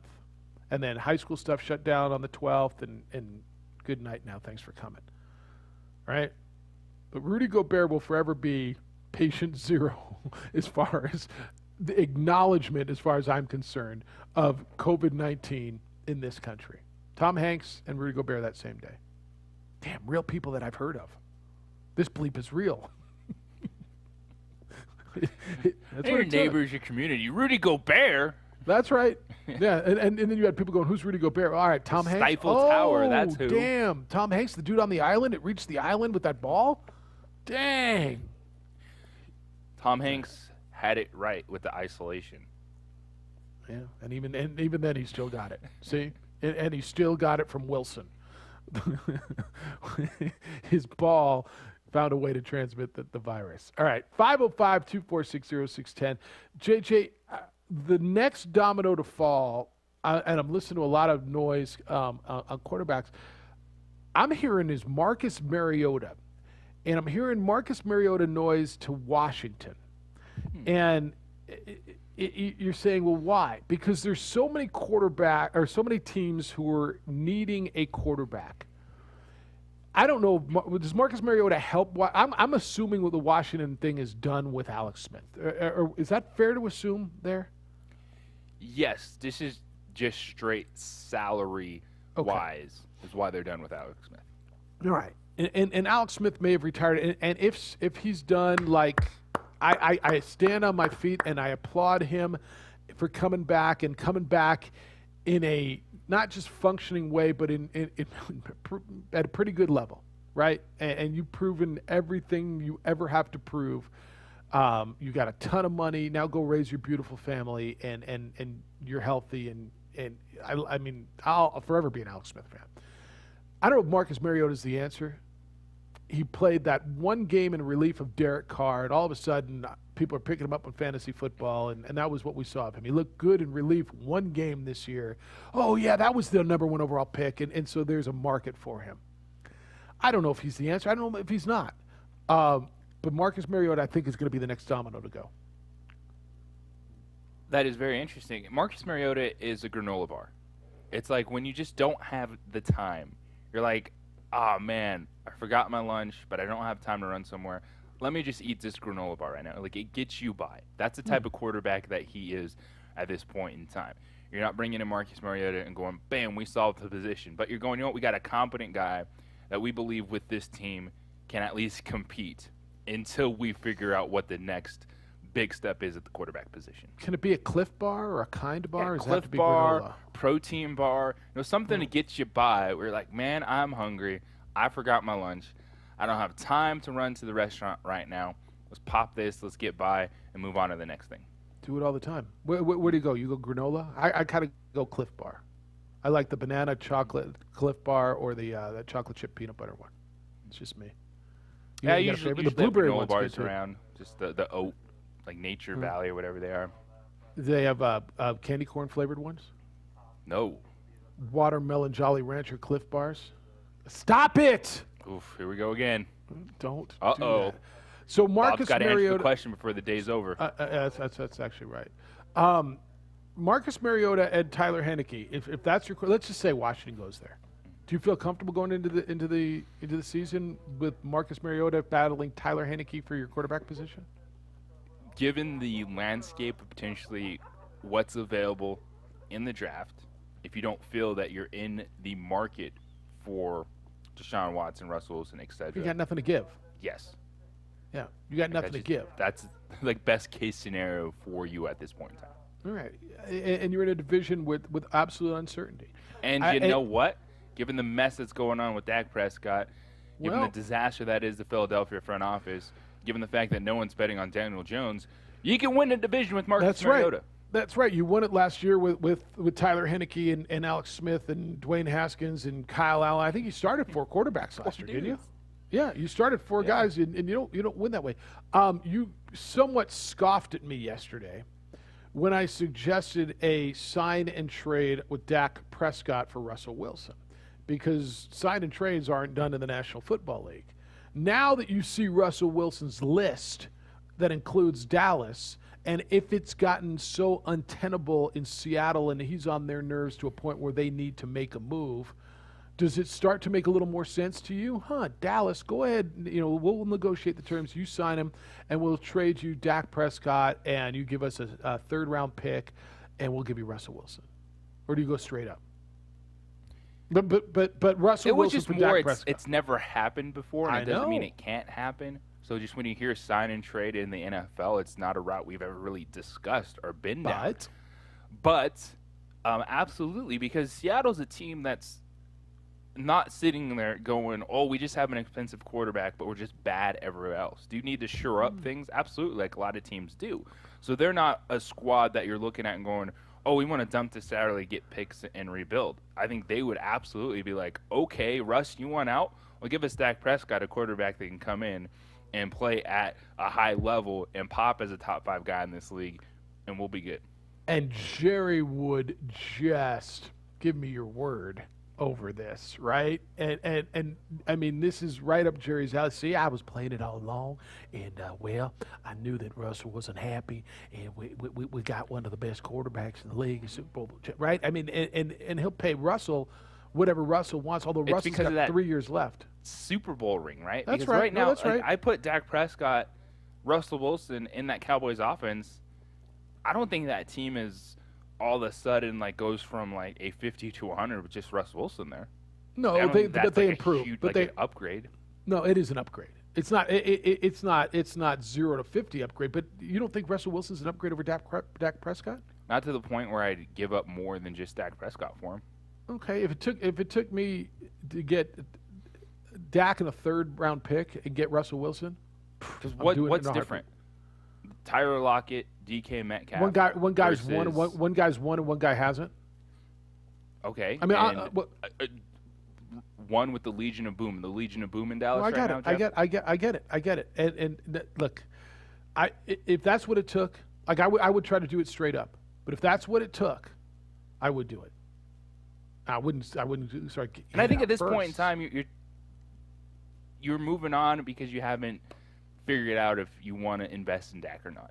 And I think that's exactly to your right. point, the easier sell is, well, guess what? This guy's won a championship. Doesn't matter that it's a team sport and there's so much more that goes into it. You're just going to be like, I got a Super Bowl champion, Russell Wilson. And I'm starting fresh without any of this noise that whatever's happened. It's the opening drive. I want your thoughts on this quarterback stuff. Cowboy fan, you're on Russ's list. Who do you want? You want Russ or Dak? 505-246-0610. Well, Jeff, I will tell you what I want, and that is a healthy lifestyle. This past year has been hard for a lot of people. The passion, the drive for fitness kind of went out the window. But guess what? I am excited once again because of F45 functional training. It's 45 minutes. That's what the classes are. They have you covered. It's circuit training. It's high-intensity training in a group atmosphere, which, yes, is still safe, which is why you got to sign up for the classes due to class size. But certified trainers will lead you through every step of the process. It's fun, and it's not overwhelming because it's easy to show up to a gym, look at a bunch of weights, and be like, well, I guess I'll do some bicep curls, maybe hit the bench press, leg extensions. What else am I supposed to do? Well, F45, new classes every single day that will take you through a full body workout that will test you from beginner to elite level fitness. All ages welcome. It is a lot of fun. Check them out, f45training.com, or download the F45 app to check out the classes, book your class. You can get a 7-day free trial, and you are going to like it. They're located at 5920 Holly Northeast. It's great access, Paseo and I-25. Like I said, great atmosphere. You're going to go in there. You're going to feel comfortable. COVID-safe practices are still going on. And with the trainers, they're helping you every step of the way. There's also monitors on the wall, which I love. It shows you the rep time, the sets, and the exercises, so you will not get lost. You'll be able to focus and finish your workout. It's open 7 days a week, so you can check it out if you're busy during the week. Well, they also have Saturday and Sunday morning classes. I cannot wait to see you at a class. Check them out, F45 Training. I will see you there at F45 Training.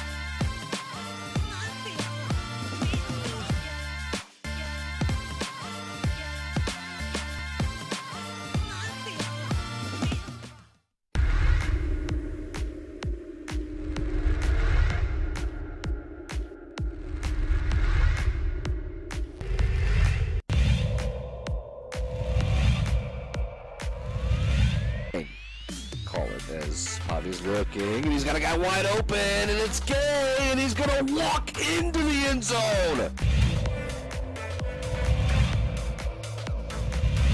But he did a good job with it. First and goal, it's Chavez to the middle, and Chavez stops.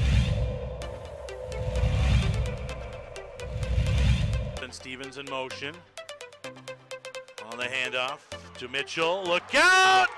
Oh, see you later. Take it to the house. Fly. Cardinals fly. To the other side. Provide some protection. And off to Webskowski again. Look out. See you later. Good night. Touchdown. Webskowski.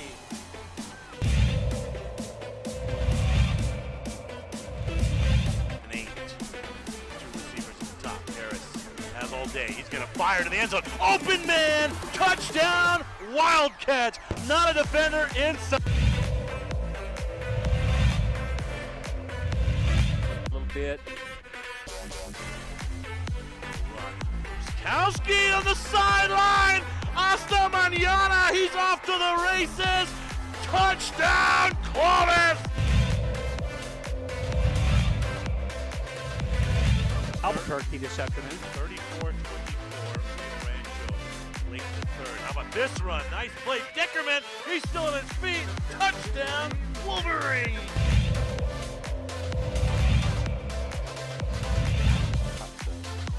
Exactly what they want to get yards. He's going to go for it. He's got a guy towards the end zone. It's grabbed. Touchdown. What a play.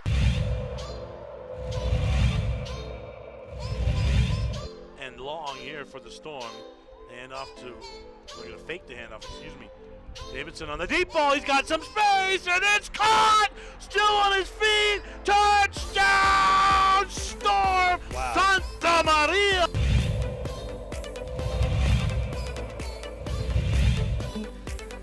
And so they'll send one deep and returnable at the 2. Usually Volcano do either a reverse or a fake reverse, and here it is a reverse. And a move to the outside. There is a lane. Look out! Shot out of a cannon. Rodriguez is going to take it all the way.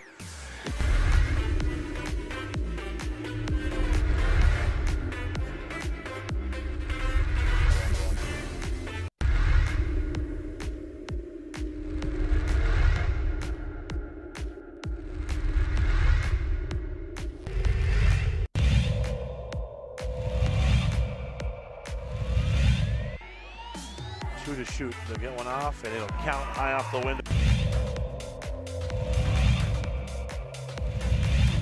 Oh my gosh. There's a long 3. Boom. Bang.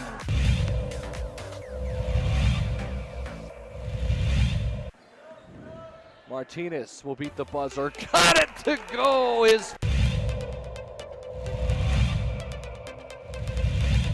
Ford driving kick.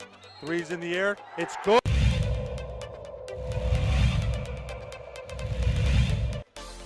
Nice pass on the nice block by Hernandez Crawford.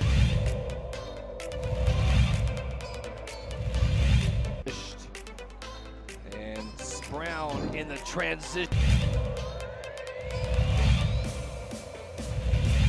But why not, Steve? Is Corbalan's going to go and he puts it.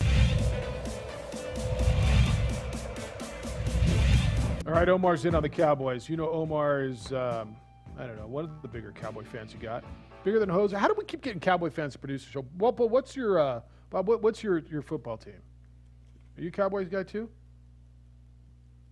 Maybe I'm not. sorry, no, more of a Broncos. All right, no, you and JJ can roll. That's good. Yeah, we every producer we seem to get is a Cowboy fan, except for for Michael. She was a Patriots fan. Yes, Miss Lemonade was a Pats fan. Yes. All right, he wants to talk about the NFL's most stable franchise. He says, Jeff, I mentioned a few weeks ago, and you kind of poo-pooed it. But I still don't see Russell Wilson as Jerry's kind of player. P.S. I'm sick. We are still distracted for the third straight offseason by Dallas Cowboy QB talk. No, you're not. This is how Jerry orchestrates. This is what he This could be put to bed any day he wants it to be. He loves this mess. Now, you may not. I ask you again, Russell Wilson isn't Jerry's kind of player because of what? Because he wins? I mean, because who was the last Dallas Cowboy quarterback who was a winner? Like Tommy why? and Jeffrey. Why would he not be a Dallas Cowboy kind of a quarterback? He's too nice. Yeah, I don't know. So was Dak. So I don't know. You see his chunky soup commercials? He's him and his mom. Sleep. Yeah, he's talking about sleep and soup. Yeah, I don't know. Tommy, what's good? You're on the Quan's Auto Care Hotline. Good morning, Tommy. Hey, guys. What's up? Tommy to shoot back at you. You knew I was going to get involved in this talk, right? Yeah, I figured you might. The dream scenario to me, which will never happen, would be a trade. I would honestly trade Dak, Ezekiel, and number one pick, but that will never happen because then they'll have a running back in Seattle. And it's already been proven you can win a Super Bowl without a great running back. You just have to have a serviceable running back. Wilson's a winner. You know, I love Dak. I think he's a great character guy. But what concerns me about him is not even the ankle. It's just the fact that the last few years, not having the ability to consistently beat winning teams. If you look at the teams he beat, he put up all these numbers, 3-0, but it's against, lower level competition. And coming from behind, late in games coming from behind, he put up a lot of numbers. Yeah, I mean, but he's always coming from behind. And again, the teams that he beat, he beating the winning teams, beating the top teams. Can he do that on this consistent basis? That's what I really worry about that. I don't think they'll pull the trigger. I don't think they'll get, he'll go to Dallas. I think they're going to get it figured out in Seattle. They'd be stupid to let him go, but that would be my dream thing. But they would want at least 3 number one picks, and I don't think Dallas has what it needs to even get him over there if it is possible. So well, unless you're sending him Dak, right? I mean, if you're sending him Dak, you're not sending him 3 number ones. You're just not. Yeah, it's not going to happen. And but if it was possible and they could get it done. Just because of his history, I think he can play another 5 to 6 years, too, maybe longer. These guys are playing up to their 40, and Wilson could play at least another 4 or 5 years and be effective, and then you have time to go out and get somebody else. If it could happen, that would be great. I think I would take him in a heartbeat, yeah. I would, just because he's a winner. Right on. All right. That's it. Thanks, Tommy. Enjoy the weekend. 505-246-0610. So the quarterback position is a problem in Dallas? It's a problem because it's unresolved. No, it's Russell Wilson's a winner. So they would win with that same exact setup, that same defense, everything we saw last year. No. You can't make that statement. Because I think Dak goes in, Dak wins 11, 12 games easy in Seattle. Easy. That's exactly what Russell Wilson did the last 2 years. I think that's probably right. I totally agree with you. But they've never been willing to acknowledge that, right? I mean, that's where. So your what does GM being a comes in. winner mean? If you have that same exact roster, that same defense, There- Russ there's- is going to be playing from behind the same way. There's a difference between saying it's an upgrade and they're going to go to the Super Bowl, right? I mean, to me, Russell Wilson is a better quarterback than Dak Prescott. That's not downgrading Dak Prescott. That's not nothing against. But him. I don't think that if you do whatever you need to get Russell Wilson, like you still got to do everything else. Like you're not all of a sudden like, wow, we're a great football team because they're Absolutely Russell right. Wilson. No, you can be the same football team with Dak Prescott as long as you handle your business in those other areas. That's absolutely right. Jeffrey, good morning. You're on the Quan's Auto Care Hotline. Hello, Jeffrey. Good morning. You were talking about Lobo basketball earlier. I think your listeners know I've been a fan for 40-plus years. Lobo season ticket holder, probably that long. But this is the first year where I just have that sense that the program is in a very different place. I think the trajectory can go one way or the other. Kind of reminds me of right before Gary Colson was hired, right in that time frame. And the difference between folks like me this time versus other years where the program hasn't been successful is I have absolutely checked out this year. When you say done as a metaphor for just kind of not being that interested, I am so done, and I've talked to people like me that have been supportive of the program. And keep in mind, we're paying $2,000 a year for tickets and Lobo Club and all that. And the difference, though, this year is because they're so irrelevant, so incompetent.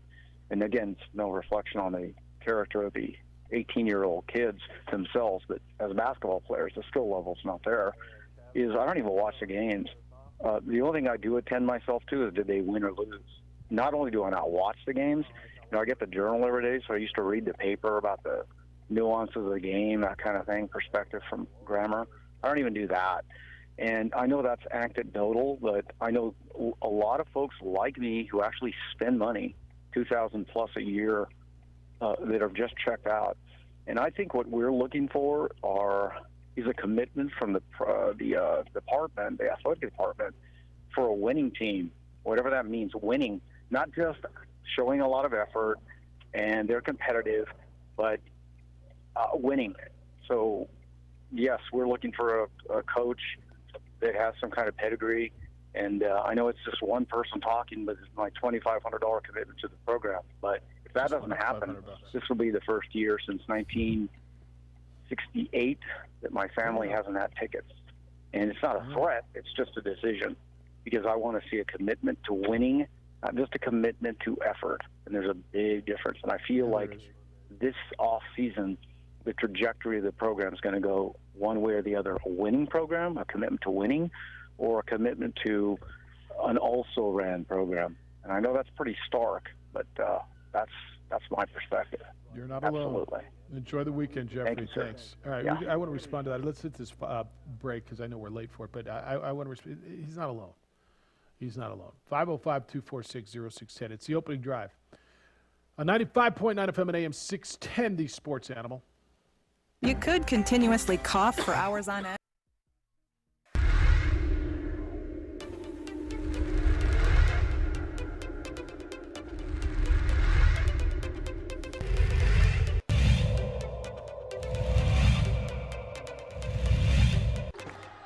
Ramos, rise and fire. He's fouled. You know, he used to coach for Del Norte. And here's Voss all the way with the finish. He'll get the... Behind the back of the dribble. Tries to go up with the right hand. He changed hands in midair. And Hotnet sent it away.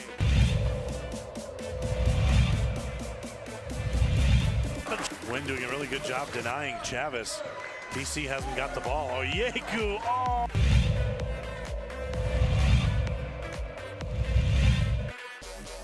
Working against Watson. Oh, look at the spin move.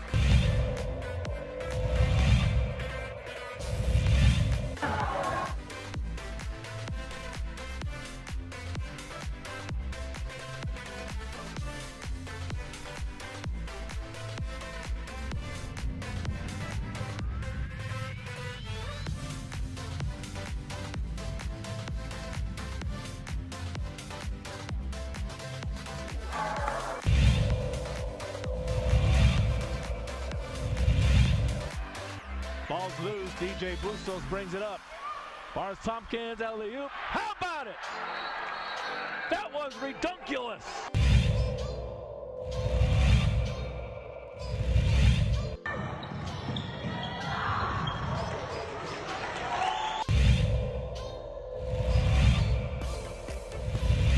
Turnover. Cable to the big fella might try to jam one home.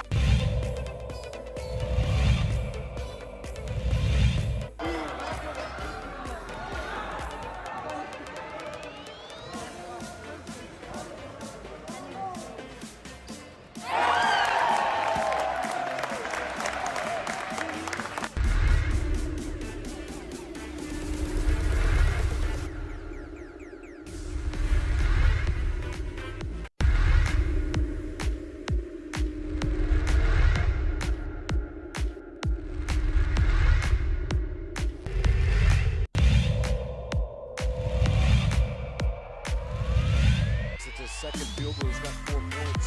Watson, though, goes all the way.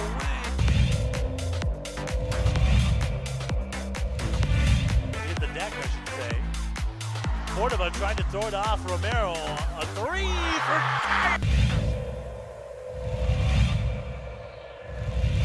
Set out to Jutapia. Nice move behind his back. It's a good...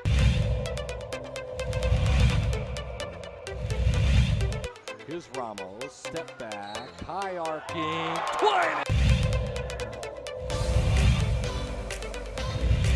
But he needed to get his legs back under him. Ooh, a little kick.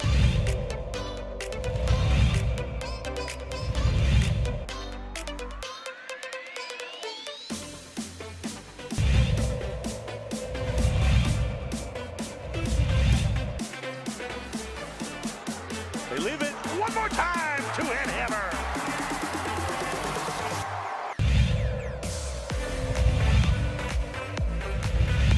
Look at this. They're going to score again. Look at this. Up top. Yes, and the finish for Akbayosi.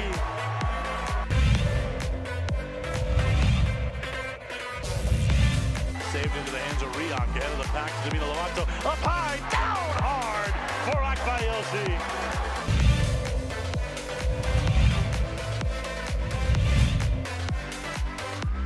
Out of the corner, Casals, the 3-0, Katenge! Let me clean up the mess! He dropped out of the rafters for that one, Steve.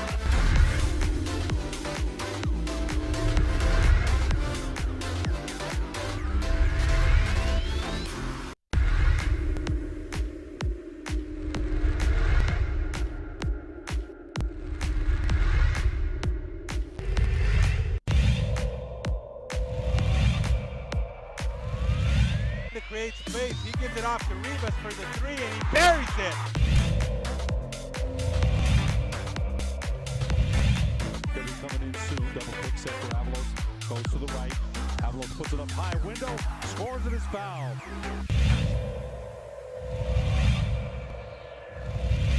Right here by Lewis all the way, coast to coast, and finish. What a... Around the screen, against White, step back, it's blocked! JB with the block!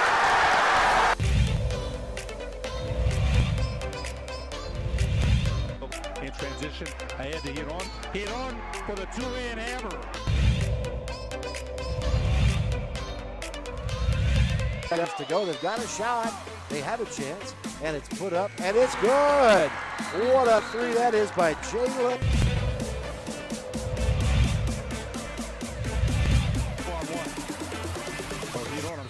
Hidon puts it up.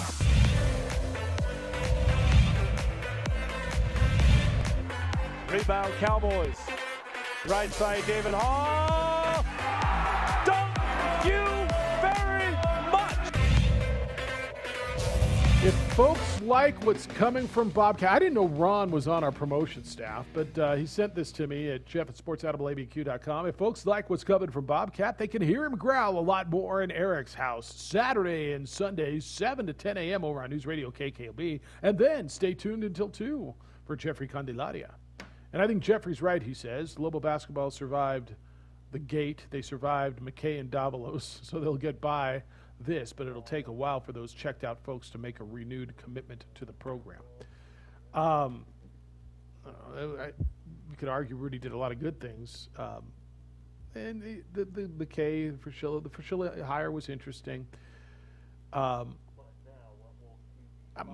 told you yesterday, my gut tells me I think something's going to happen here. And then we're going to have a conversation, where do you go?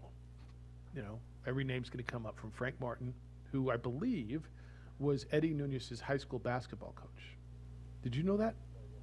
I didn't, but when I looked up Frank Martin and coaching in Miami, he did coach high school basketball in Miami about that same time.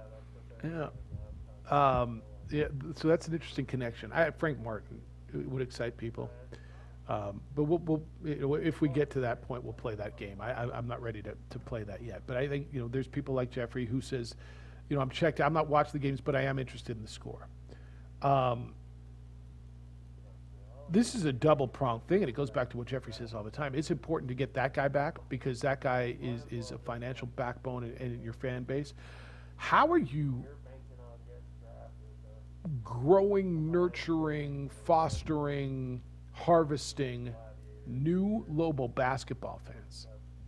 And I say that because Lobo basketball fan has always been this entrenched deep. My dad took me to the pit when I was knee-high to a grasshopper, and all that stuff. How is this music out in one? I look 20 years out. How are you harvesting that generation of guys who are given 2,500. It went up 500 during his call, by the way. 2,000, 2,500, $4,000. Where's that guy coming from? Jeff, that is a good question, and we'll try to answer it coming up next. Oh, are we going to break again? I know. Yes, All right, please. Yes, please. Sweet deals coming up for you as well. We're going to hoe at some point on this Friday. It's the opening drive. Glad you're with us on Friday morning. Jeff, JJ, Bobcat, Alden, and Josh on 95.9 FM at AM 610 Sports Animal.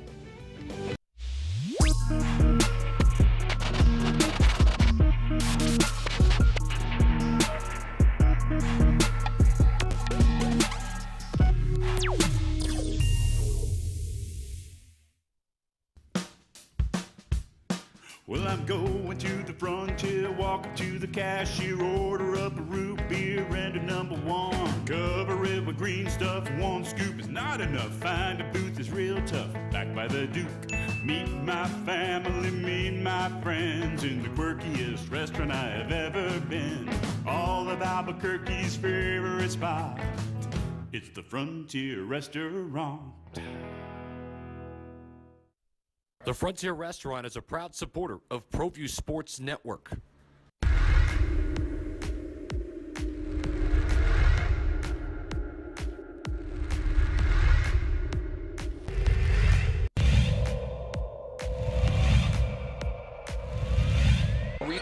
Moreno extra pass. And Watson.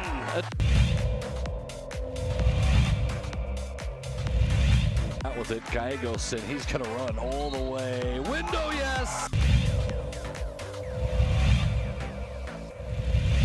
Able to get out of it. How did he find Battle? It's to Cunningham, and it...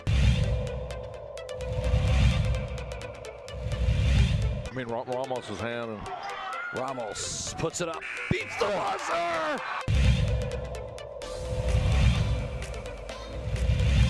Boy, Jefferson wide open. Jefferson to Daraji. Into Watson with the jam.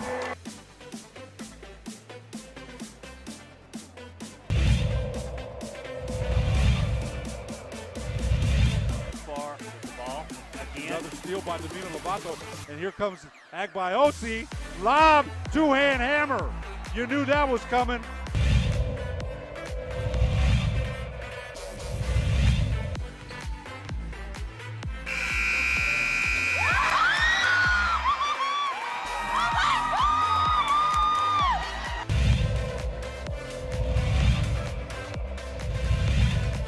ProView Network is all over the place. Heck about the lob. Tag by Osi. The one-hand hammer. It up. And a drive from Parham.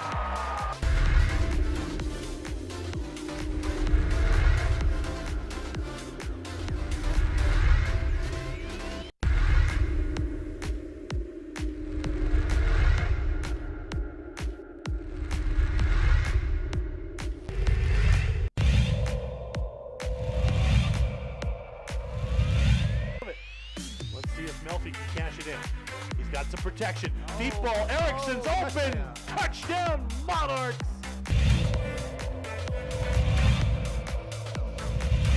Second and 10. Smith looking, and he's going to fire over the middle, and he's got his guy, and it's another big play.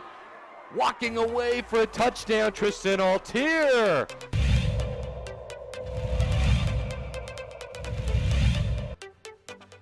We're going to hand it off to Chavez. Chavez breaking tackles. Look out. Chavez up the sideline. Stays in bounds. Touchdown. Volcanovis. That replay, I got you. Measurement. I mean, Smith's got a fire on first down, and he's on the outside. There's a lot of room for Brad Thomas. A move, and he's set free. Dance into the end zone. Touchdown. So it goes.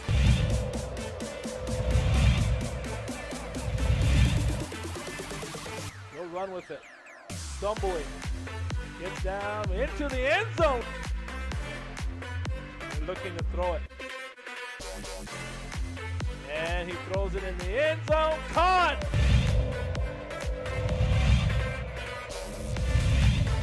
First and 10 from the 11. And spin move for Smith. Push the B button. Dance into the end zone.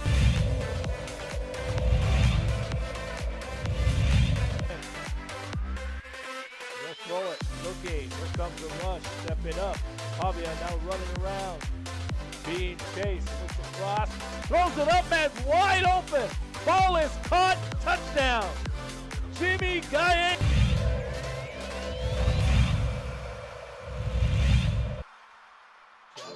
Dropping, looking, stepping up. He's going to run. He's got a lot of green in front of him. To the end zone. Touchdown. Rio Rancho, Isaiah Chavez. Chavez set. He's going to run with it again and dive.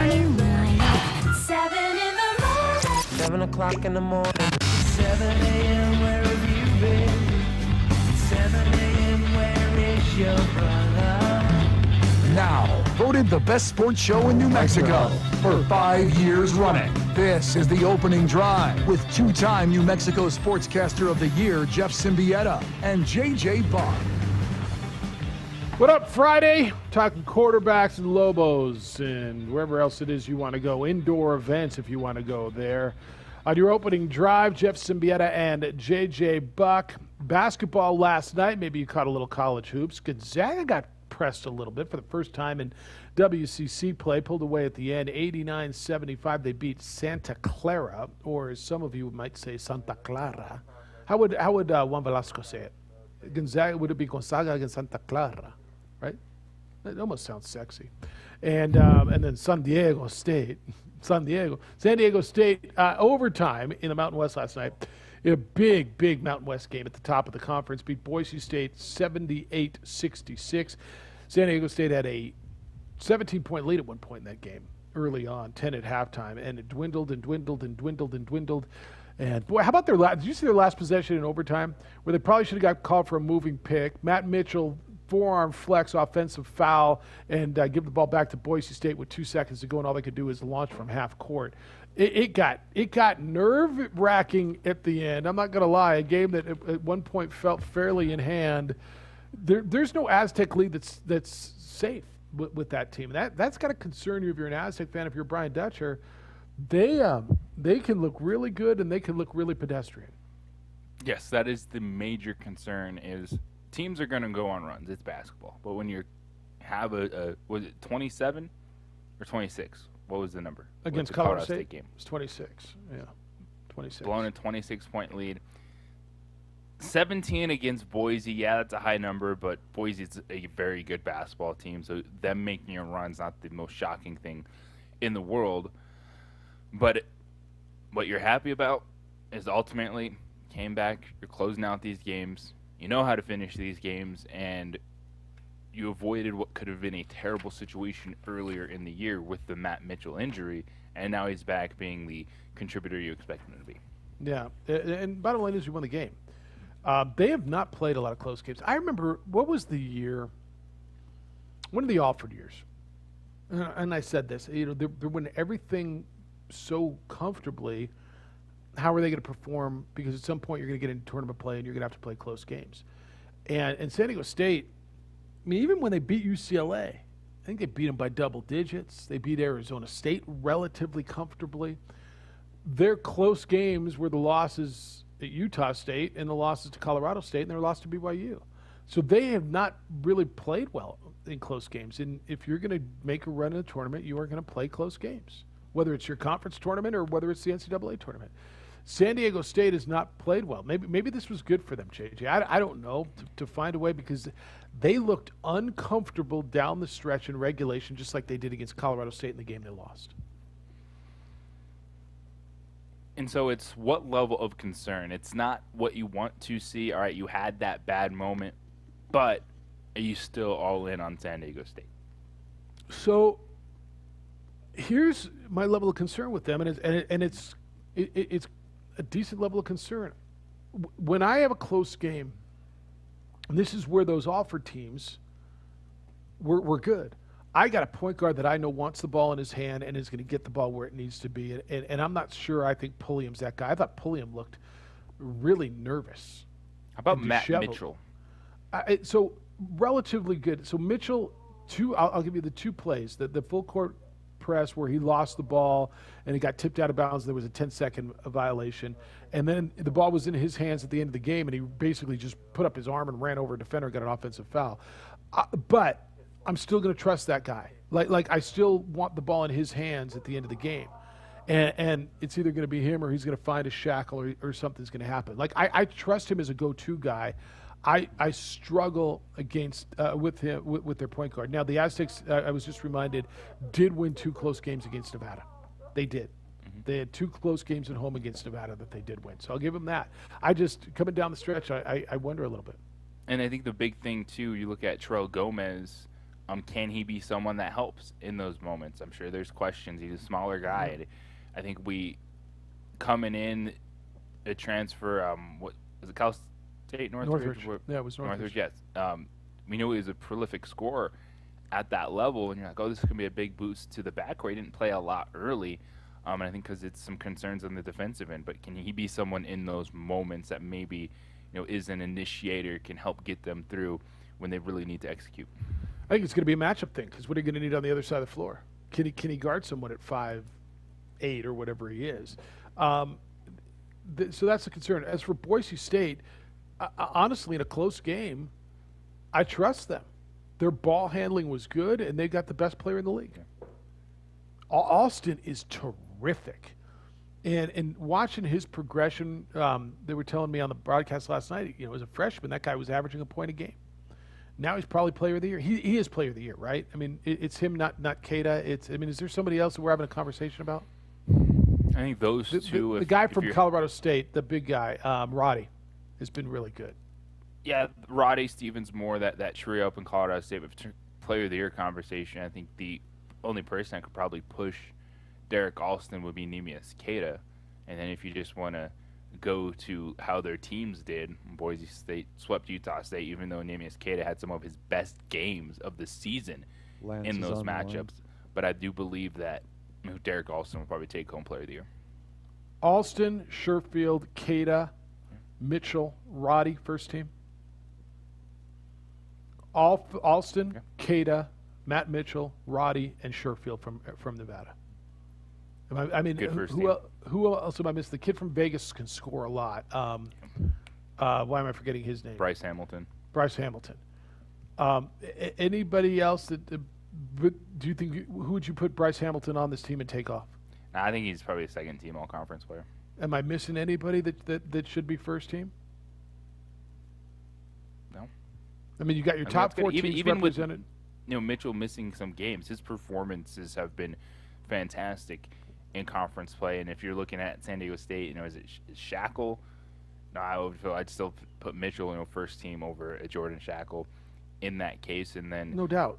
The same thing. You look at Boise State. Alston's been the best player. There's good performances, but there hasn't been a player that's been as consistent to that level. So I think you're right on with the first team all conference.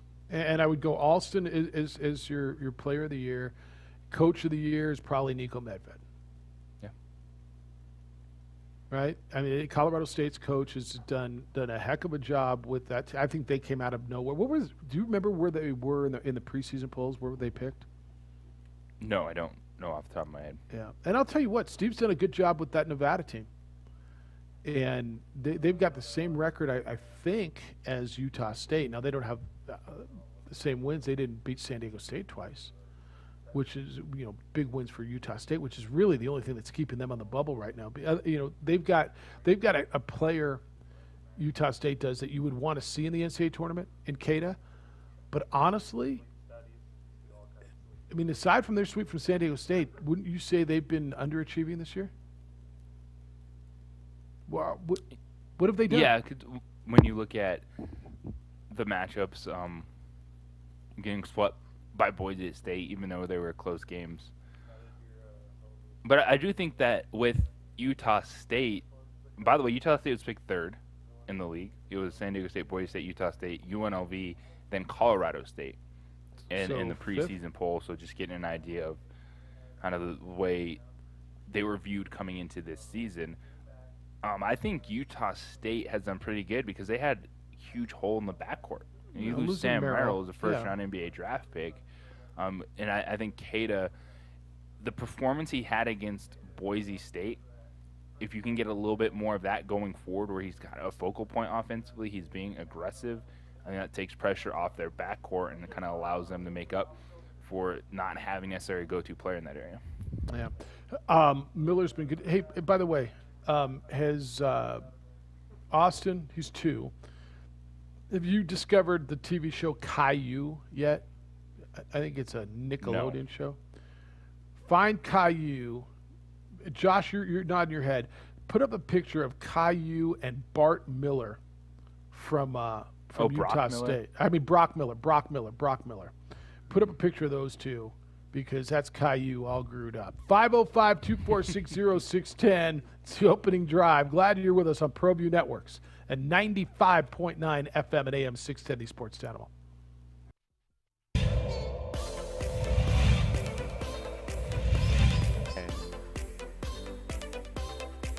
It's Austin Smith, and to the outside, a lot of room. Look out, a foot race down the sideline. All the way on the first play from scrimmage, Chris. That's a touchdown.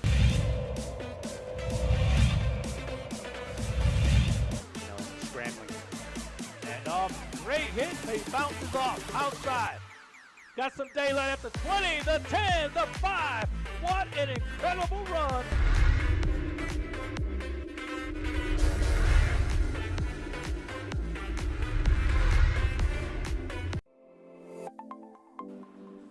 Get into the game with Garden Swartz Team Sales. They have everything you need from screen printing, embroidery, and digital printing services, high school letterman jackets, and all high school and club uniforms and individual and team apparel with the most reliable brands like Speedline, Rawlins, and Wilson. And don't forget to check out the latest F7 Shut helmet. It's all at Garden Swartz Team Sales. Give them a call, 505-884-1234. Garden Swartz Team Sales.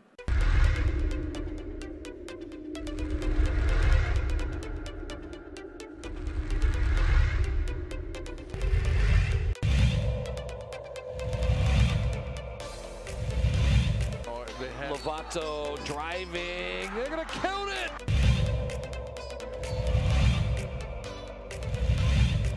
There he goes. Ooh, a little spin and a finish.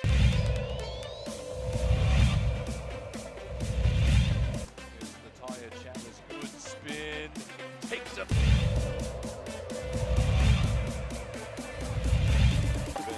Here's Ramos. Nice jump stop to the.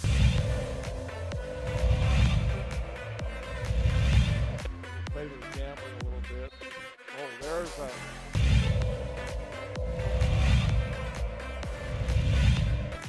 Hill, little step, high window with a.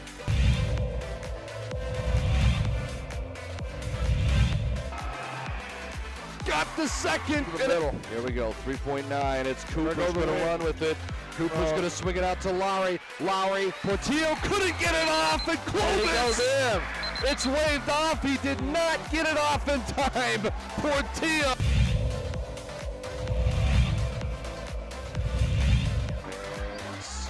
Reverse layup. Gallegos spins. Window finishes.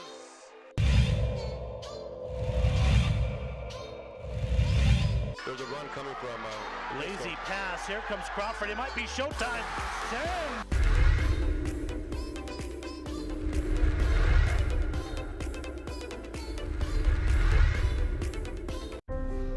The New Mexico High School Coaches Association, established in 1941, is an organization of New Mexico's best and most professional interscholastic coaches. Coaches across work daily to help our student athletes excel in the classroom, on the field of play, and in our communities. Students that participate in interscholastic activities attain higher grades, higher graduation rates, and higher wages.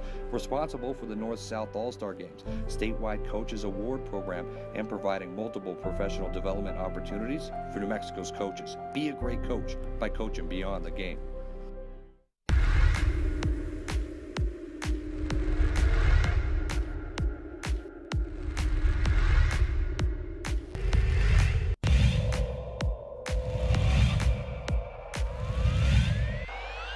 Ramos wants another.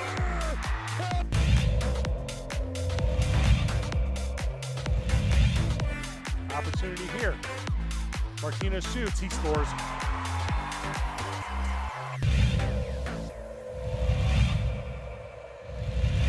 Cut into it.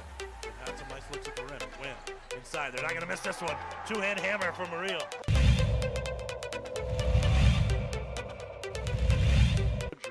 Ball's played up. Rodriguez with it. Gonna settle. Looks to the inside. Turns to the far side push. Shot on and goal. Deflected in. No.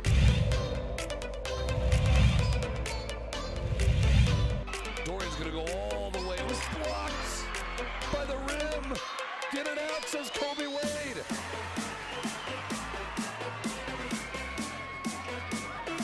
Ramos, get it.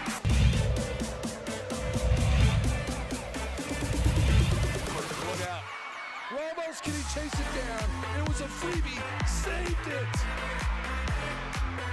And then stolen.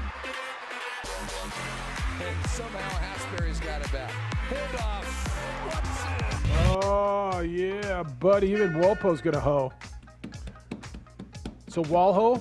No, that doesn't sound right. Well, maybe it does. Bobcat, we hoe on Fridays. You ready? Well, I think so. I'm going to listen for a second.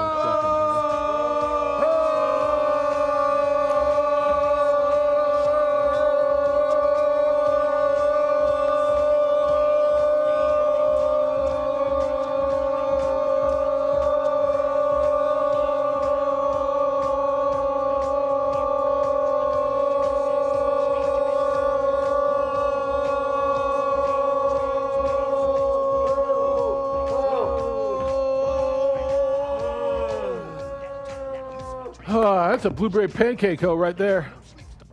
What'd you call him? Feel like Friday now? Well, uptown. All right, glad you could hoe. Did you get the pictures? It's the opening drive on 95.9 FM and AM 610, the Sports Animal. Jeff Siembieda, JJ Buck. Bob Walpo with the hoe. He's in for Micah today. If you're watching on the ProView networks, you've got Josh and Alden. So there's there's Brock Miller and Caillou side by side. I mean, now look, and then there's me. I'm just their uncle. There you go. I'm Uncle Caillou with a beard, and there's college Caillou and young Caillou. See? We're all the same dude. Oh, you got This is life. Boom, boom, boom. Oh, if you don't watch the ProView networks, you're missing out on a little something. But if you're watching, I hope you enjoy that. Caillou, Brock Miller, and then there's me. 505-246-0610. Let's go to it. Lance, good morning. You're on the Quan's Auto Care Hotline. Hello, Lance. Good morning. You know, Bob, he's from Denver in the 70s. He went to the Bronco games just like me. Daddy got around. I think we're brothers. We're probably brothers. Hey, right. Daddy got around. Yeah, and the linoleum floors and women, what do they have in common? Linoleum if you do floors. them right the first time, and early on you can walk all over them for 30 All right, years. enough. No. No.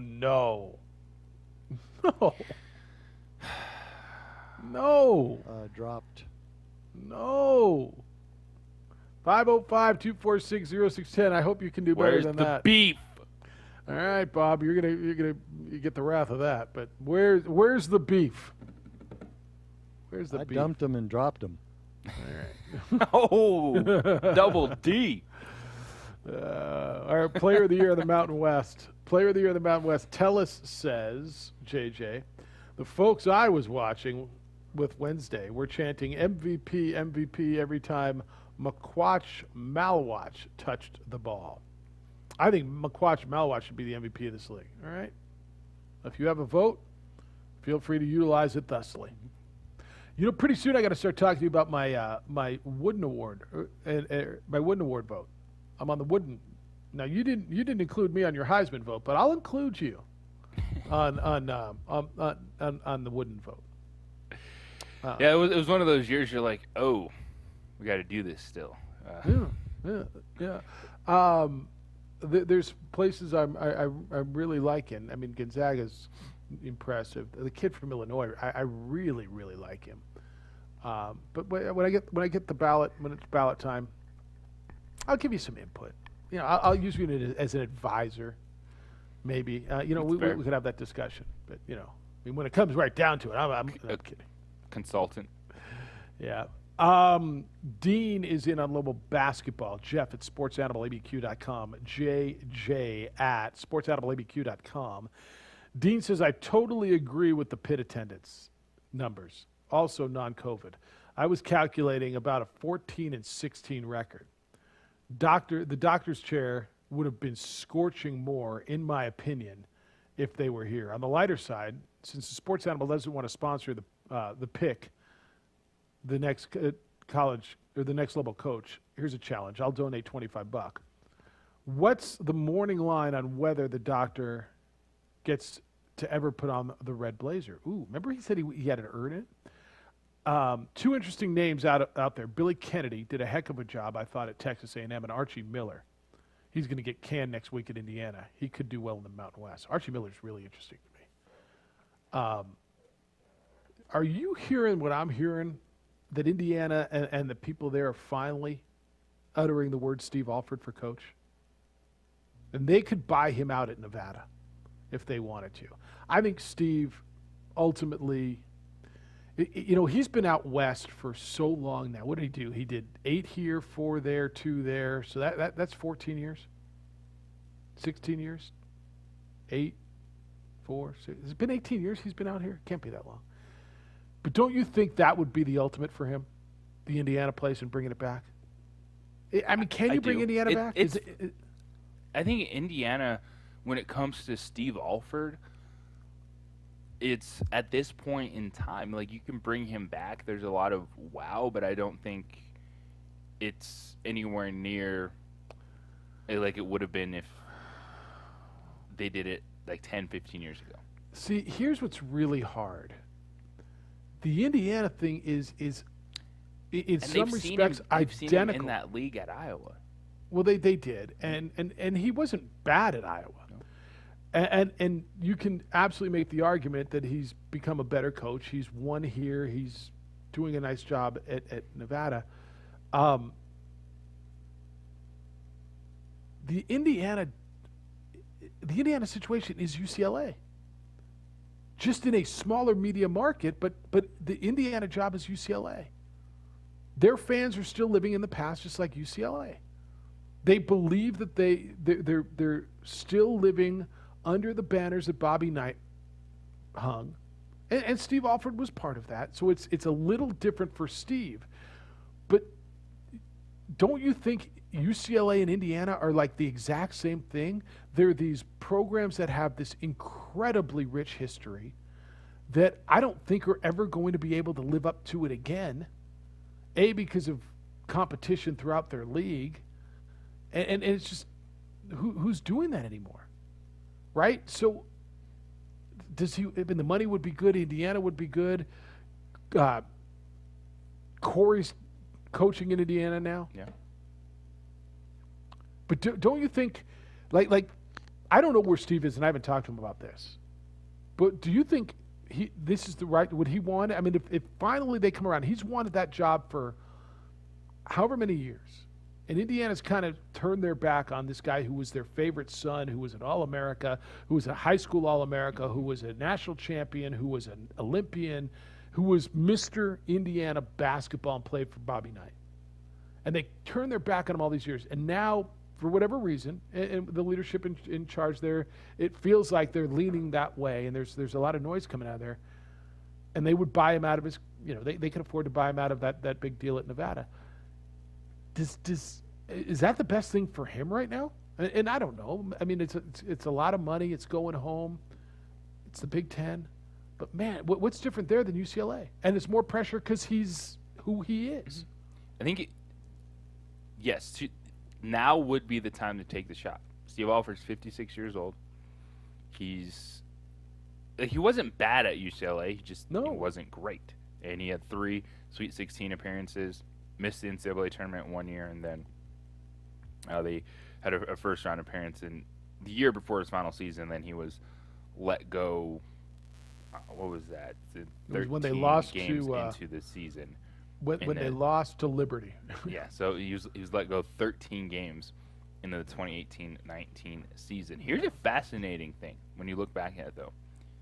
At least in regular season play, which build in your resume, Steve Alford has never won a power conference league.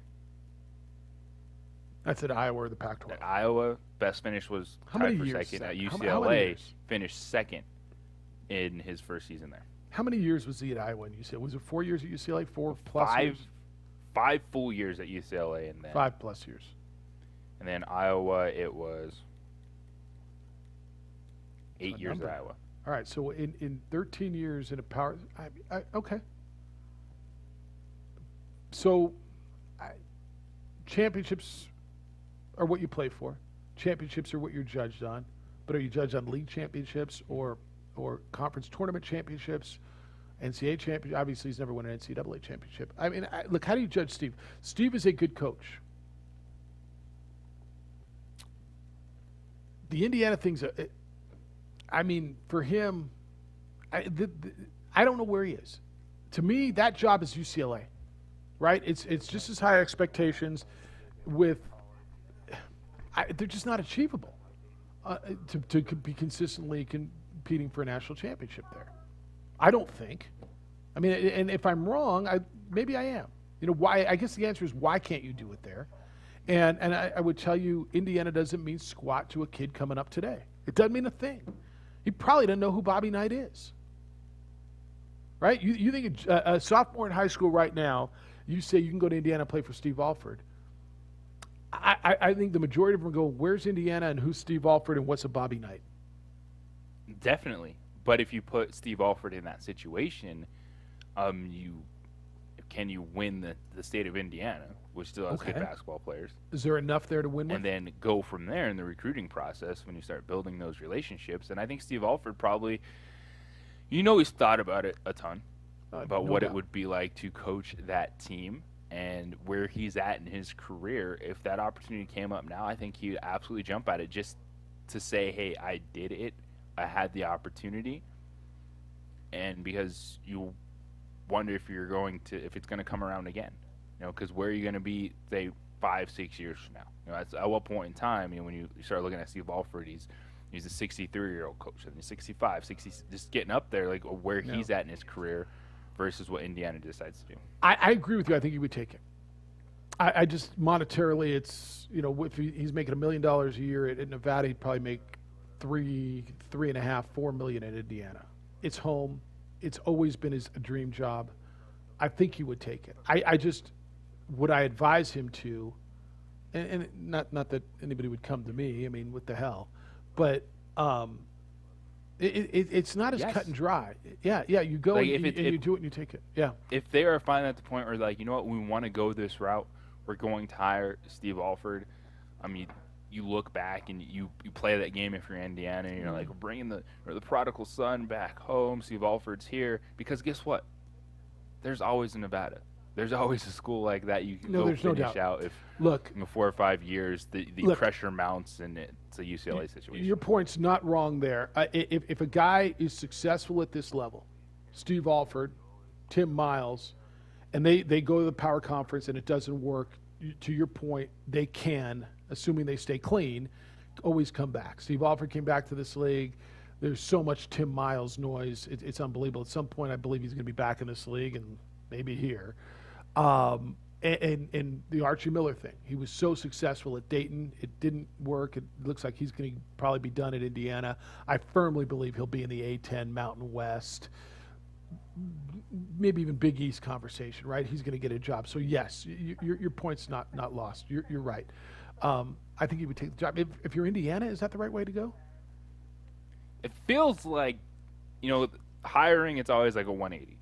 There's a player coach. Oh, no, we need a more disciplinarian.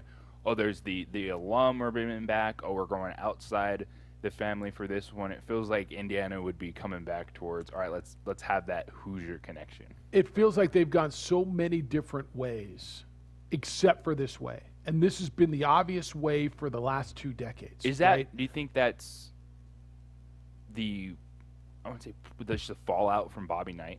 like trying to get a buffer, distance themselves from the way that ended? I don't know. I just don't. With all honesty, I don't know who's in charge. So I don't know the president or the athletic director there, and where the mindset is, and how it's swung, and how new those people are. So I don't know why there's momentum for this now. I just know there is, and it's interesting. And good for Steve if he gets that opportunity. And I'll bet Steve is humbled a bit from the UCLA piece, right? Like Steve's brash, and I don't ever want him to lose that. And he's cocky to the borderline of being arrogant, don't you think? But I think the UCLA thing probably humbled him a little bit. Look, Indiana and UCLA are two, to me. Can you give me another one? Two of the toughest jobs, simply because their history, which is a quarter of a century past, is still the standard. And their fans still expect that, because they've got two of the most legendary coaches in the history of the game, Bob Knight and John Wooden. And that standard is not attainable on a regular level, or at least is proven to not be over the last quarter of a century. And they keep every guy they keep bringing in, and UCLA has been more than a quarter of a century, and I think Indiana too.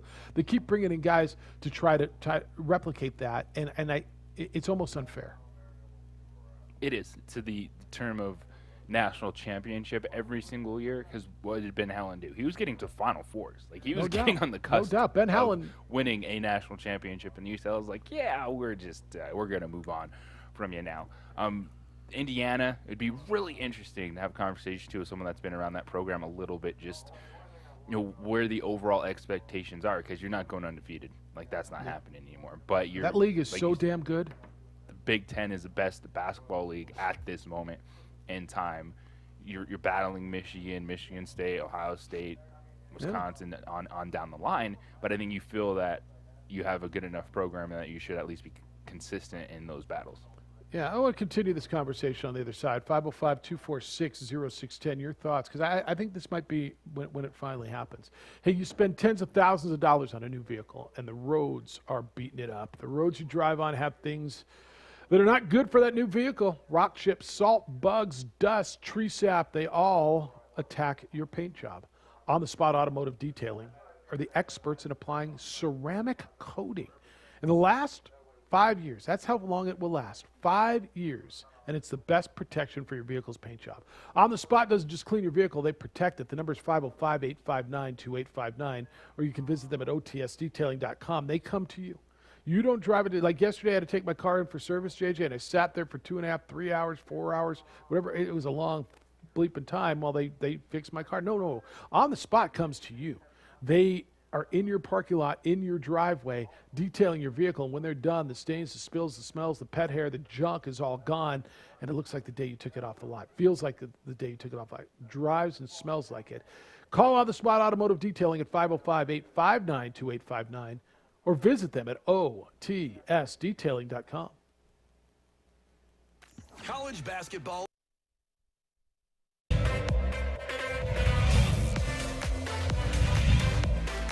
it stripped. Danion stripped him. Compiling the other way. Quinn up top to the big goal. Here he comes. For the lead. Got him.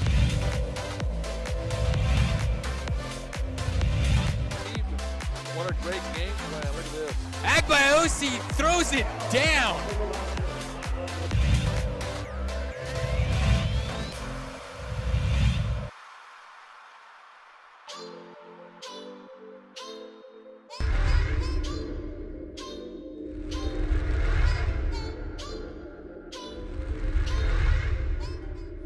Don't sacrifice quality of flavor when you're in a hurry. Golden Pride offers ribs, fried chicken, green and red chili breakfast burritos, and Frontier Cinnabons. 4 great locations, or visit us online at goldenpride@abq.com. Golden Pride Barbecue Chicken and Ribs, proud supporter of ProView Sports Network.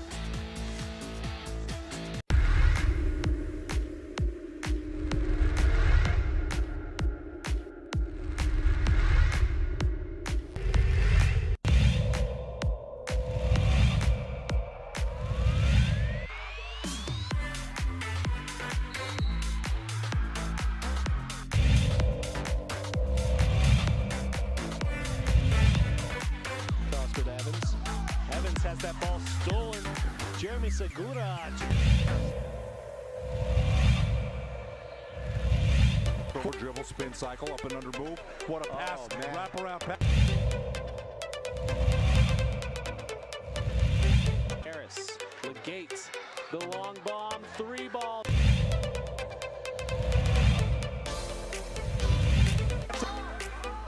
Oh, great steal by Quinteros, lays it up and scores.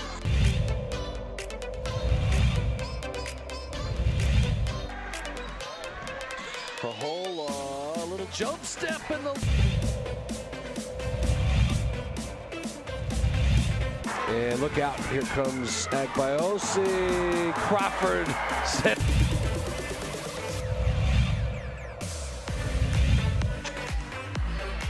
That's blocked. Lansing says, get that out of here. Sister to sister, Marianne Lansing's going to go all the way.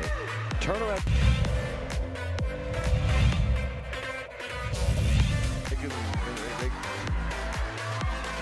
Ramos, pump fake, everyone bites.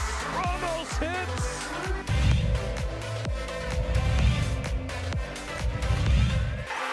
Jackson loses it.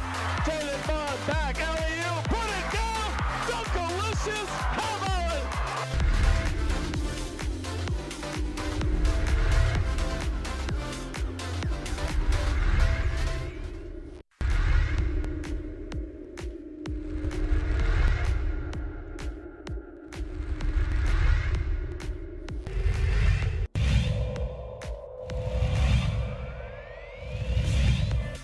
I'll just get a little closer.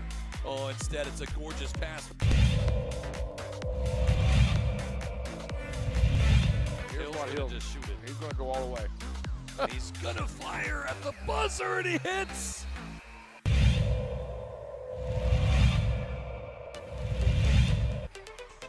Great pass, Hadbury, and thank you very much.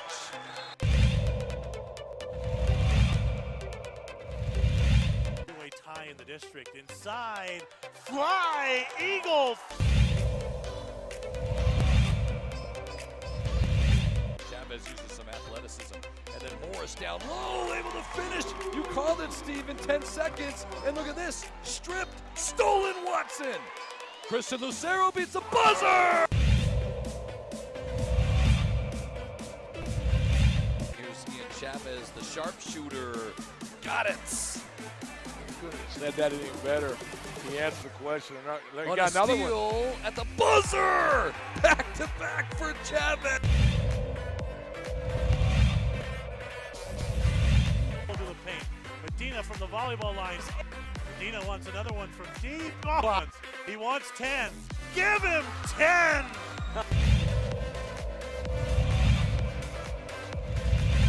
Lewis finds Watson. He's going to finish. One-handed slam.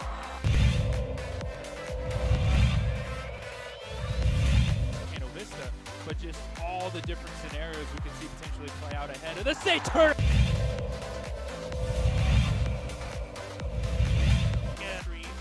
Hill, the senior pops. No! Oh! Ho, ho, ho!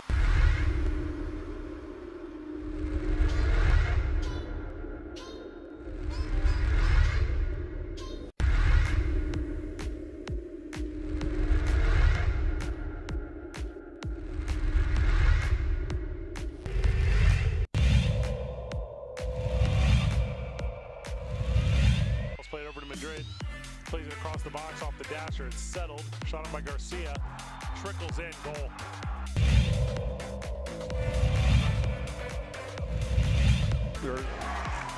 Chavez blocked at the rim.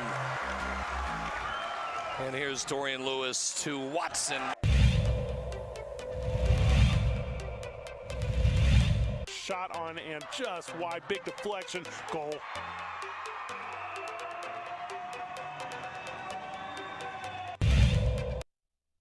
Away because their defense still stinks. They were the Alice Cowboys without a D for the majority of the season. Their offensive line is still bad. And does Russ make that many more plays than Dak? Now, he makes a lot more plays than Andy Dalton. I'll give you, I think it makes him a playoff team. It makes him a playoff team, but I don't think it makes him a Super Bowl contender until they shore up their defense. Here's the thing. I'm not crazy enough to say Russell Wilson isn't an elite quarterback. Like Russell Wilson, we've talked about him as potentially a top 3 quarterback. I think at times he's been one of the most underrated quarterbacks in the game, if that is even possible. I think that's Russell Wilson.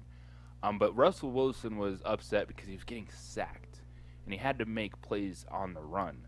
That's going to be the same thing in Dallas. Yeah. So that's my point in this is Dallas 1 or 2 wins better with just Russell Wilson? Like, is it that big of a jump on that team? Well, because it's not, you don't get Russell Wilson, all of a sudden your defense plays better. Like, you right. still have to address that regardless. So that needs to be addressed from both sides. And this all started with Russ saying he's tired of getting hit. Okay? Yes, their offensive line needs to be shored up, but Russ needs to get rid of the football. Like, if I would guess if you took, and Russ has been sacked like 400 times, okay? If I'm Seattle, I've got my video guy putting together his 400 sacks. I'm sitting down with him here and saying, how many of these are on you and how many of them are on the line? And I'm going to guess, and I don't have the tape in front of me, and I don't know the stats. But, JJ, are you going to guess 40% of them were avoidable? Oh, I have no idea on that exact number, but I know. Well, but just watching Russell Wilson play, how many times do you say get rid of the ball? Yes, what has been said by the NFL talking heads is last year Russell Wilson was the quarterback that held on to the football the longest of all the starters. Okay. To your point. So you're going to get hit. Look, the league is protecting quarterbacks, but not when they're holding the football. Well, yes, they are. When you're holding the football, you can only hit them a certain way. But you're going to get hit more when you hold the football more. Now, is that because your receivers aren't getting open? Let's dissect the tape. I don't know, but there's a conversation here. Look, to me, the solution here is Seattle comes to terms with Russ and calms this down. There's a lot of talk now with these talking heads that Russell Wilson's a prima donna. And that supposedly that this has been the talk in Seattle for years, and it's just now starting to bubble to the surface. Right? You hearing the same thing?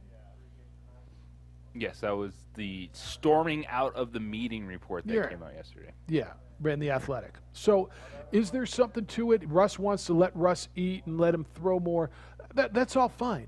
But at some point, Russ's style of play is going to get him hit more. Guys, you know who gets hit? The guy with the football. On every play, JJ, every play in the NFL, except for the ones that go for a touchdown, and even some of those, you know who gets hit? The guy who's holding the football.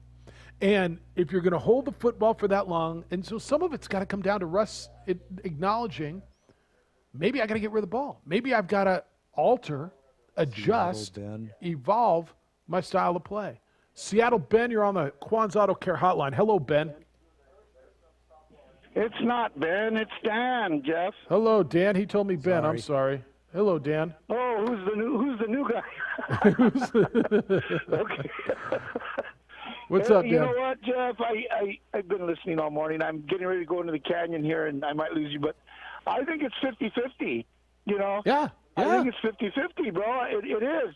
And it's frustrating for me as a Seattle fan. And, I know it's a business, and I've been through 44 years of this stuff with Seattle, so I've seen them come and go, and I love Russell Wilson. I absolutely love the guy. But it's a business, and I am not beyond, and I know some people are going to freak out on this, I'm not beyond seeing Dak Prescott in a Seahawks uniform, bro. I get it. I'm not. I think he's an awesome quarterback. Knowing that it's a business, I'm not going to get my feelings hurt because, Russell's leaving. We can't let Russell go. Hey, Russell's his own man, and it is a business after all. So whatever comes of it, that question was intriguing. How much of it is out on Russell? Yes. I say 50% of it is on Russell. Even though I love him, I hope he doesn't go. I think we can make it a go with him. But he holds the ball way too much, and I'm glad you said it because that's one of my frustrations when I watch him. And I watch every game because I make sure that I get it, even if I have to pay extra or whatever. But that's a good point. He does need to take some of the heat for that, or all of the heat for that. I mean, he's been doing this long enough. So, yeah, as far as a Seattle fan, I'll take Dak Prescott. You guys All right. have a great weekend, bro. See you, Dan. Look at there's Seahawk fans souring. They're getting to the point where, you know what, you don't want to be here, let them go. If that's what we got, let's harvest this guy. One more segment, us and you, if you want to get in, do it now or forever hold your peace, or at least hold it through the weekend. 505-246-0610. It's the opening drive on 95.9 FM and AM 610, the Sports Animal.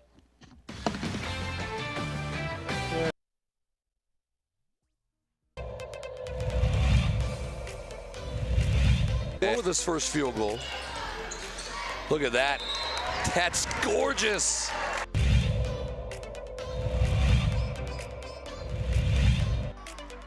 Not a game you can go have 25 turnovers in and win. Get that out of here, Watson says. Here comes Hodnett all the way. He's blocked in return.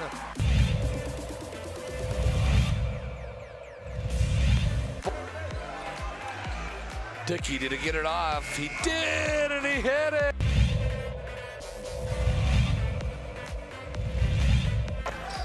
They're really...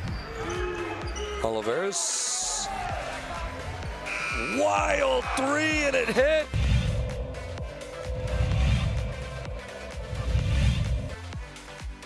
Another steal nearly by Hiron. It is a steal. Avalos ahead to Hiron. The two-hand hammer by Hiron. I knew he was going to put that one down.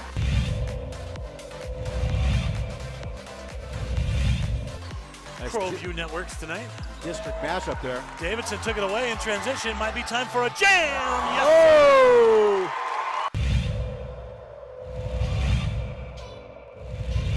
Big Barton, watch him, coach. Watch the inbounder. Duma Sanchez in the corner. Back to Barton with 2.4 seconds left. Fires for the win. And he got it! It's good. Oh my God! On the last second shot. He did. Oh my God! Bakes it in from 25 feet and watch the celebration right in front of us. What a shot by Barton. He was double teamed and somehow found a way to get it in. Ramos to Gaxiola, high window for the win. It's good.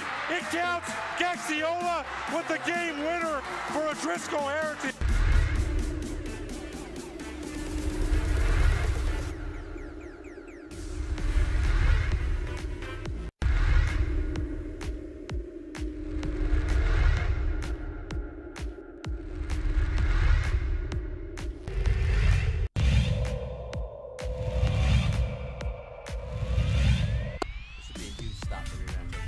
Dorian over the car, truck it in. Yeah, they got in. He got Touchdown, Dorian Lewis. in.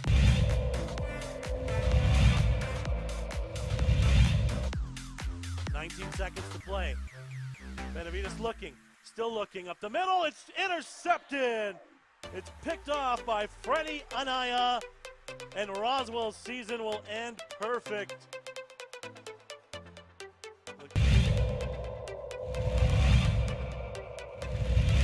Second quarter, 2nd and 4 for Socorro at the whole 44-yard line.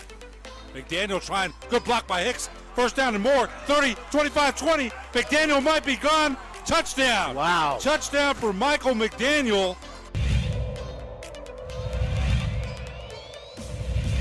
It's 40 seconds this year. It's not like 25 like it used to be. He laterals it back. What a play by Hightower. Pitch.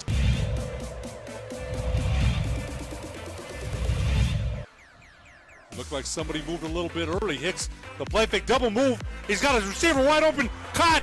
One man to beat. Touchdown. Touchdown to number 17, Nathaniel.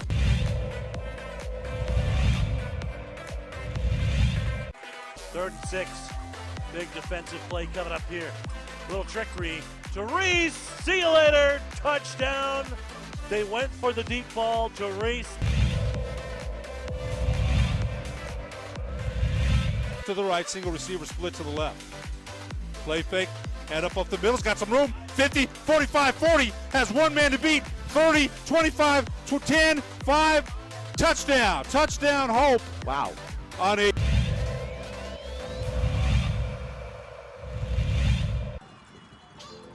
Option again. He'll keep it. Now he'll pitch it. Comes out to the 30, 25, 20, up the sideline. Still inbounds into the end zone. Let's see. Touchdown. Touchdown. Portell.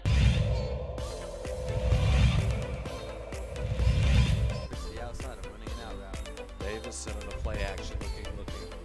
He's going to go back to Lewis, and Lewis makes a cut, and Lewis still on his feet. Dorian Lewis is in for a touchdown.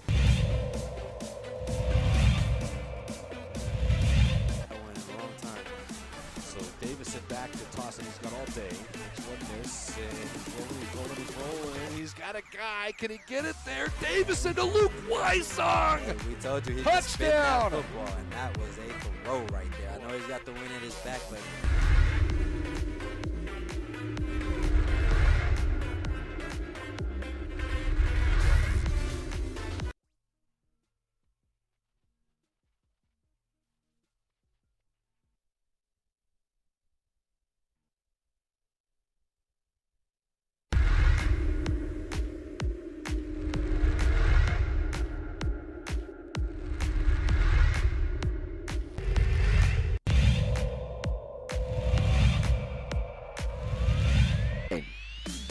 As Javi's looking, and he's got a guy wide open, and it's Gay, and he's going to walk into the end zone. But he did a good job with it. First and goal, it's Chavez to the middle, and Chavez stops. And Stevens in motion. On the handoff to Mitchell. Look out! Oh, see you later. Take it to the house. Fly, Cardinals fly. To the other side, provide some protection. And off to Webskowski again. Look out. See you later. Good night. Touchdown, Webskowski. Tiger Woods has been transferred, but it's got to be good news to Cedars-Sinai in Los Angeles, out of the trauma hospital, and he'll be recovering there. I don't know how long. I don't know that anybody knows how long he'll be in the hospital, but he sustained those injuries to a bunch of his bones and his legs shattered, and so you'll monitor that, and I think you'll get a lot more news over the weekend on that. It's the opening drive. Jeff Siembieda and J.J. Buck. Let's go to it at 5:05. 246-0610. Marty, good morning. You're on the Quan's Auto Care Hotline. Good day, sir. Hey, Jeff. JJ, ended on this. What do you think about a basketball game between the Lobos and the Aggies next week, and the winner gets a co-fed bronze trophy? Co-fed bronze? What does that mean, co-fed bronze trophy? Well, just co-fed, the co-fed, the pandemic, COVID-19. COVID. Yeah, you know what, honestly? Can they do that? Can they arrange a game between themselves? Maybe. I don't think there's room on the schedule. I I just don't think there's room on the schedule because the Lobos are playing Colorado State Wednesday, and then they're going to start their tournament. And I think the Aggies have Friday and Saturday next week. They play Dixie State, right? They play Tarleton this. I just don't know that there's room on the schedule. I love the idea, Marty. And now that they could have played in the States somewhere, and heck, it doesn't have to be, they could have played in a gym in Socorro and met halfway. But I love it. I just don't think there's room on the schedule for it. Okay, gotcha. Yeah. All right, thanks. Thanks, Marty. God, I didn't even think of that, JJ. That's a great idea. And if this would have been, if the governor would have loosened like this, and again, this is not a criticism. If it would have been 3 weeks ago, they'd have had a time to find room on their schedule to play that game. This will be the first year in since we were a state. I mean, I don't even know how long since that series. I want to say it was like early 40s potentially was the last time they didn't play a Lobo Aggie game. This series has been uninterrupted since the 40s. Love it. And honestly, because, there's no fans, they could have met in Socorro, played in a high school gym if they wanted to. I mean, the Aggies are playing in a high school gym. Lobos have played everywhere. Could play in the pit, could have played up there. But do you think I'm wrong? There's no room on the schedule for there's it, no right? room. Like that unfortunately, that ship has sailed for this season. Yeah, that would have been something nice as they were both looking for games for a while. That actually would have been, that'd have been really cool. I didn't even think of that. All right, 505-246-0610 if you want to get in. What do I got this weekend? What am I looking for? I got Aztecs and you can Boise go State see some tomorrow. real live baseball if you'd like. Lobo I'm baseball. gonna go. By the way, I'm playing going. Air Force. I picked up my badge, my little pass. It's got my picture on it. I'm going. You going? Try to stop by. I'm a little busy on Sunday. Got a women's basketball game. But when you're done with that, you'll be able to go out and catch the back end of that. Yeah. I got the World Golf Championships. The Workday Championship is going on down in Bradenton, Florida. This is Billy Horschel and Webb Simpson and Matthew Fitzpatrick leading. So I get some of that. And this is there's conference tournaments going too, right? I got conference tournaments. You get in sports. You get in college basketball. The Lakers are favored over the Trailblazers tonight. That one seems a little outrageous, but we'll see how that goes. Damian Lillard, LeBron James. Spring training, quarterback drama never ends. When's the next quarterback move? It's got to be before the draft. Some stuff's got to go. Like I think you have to. Like there's time. These quarterbacks are giving these franchises ample opportunity to make decisions. Like Deshaun Watson's not dropping this on Houston the day before the draft. The mess that's now all of a sudden percolating with Russell Wilson, like you got time to figure it out. We always want a decision and answer. 2 but minutes.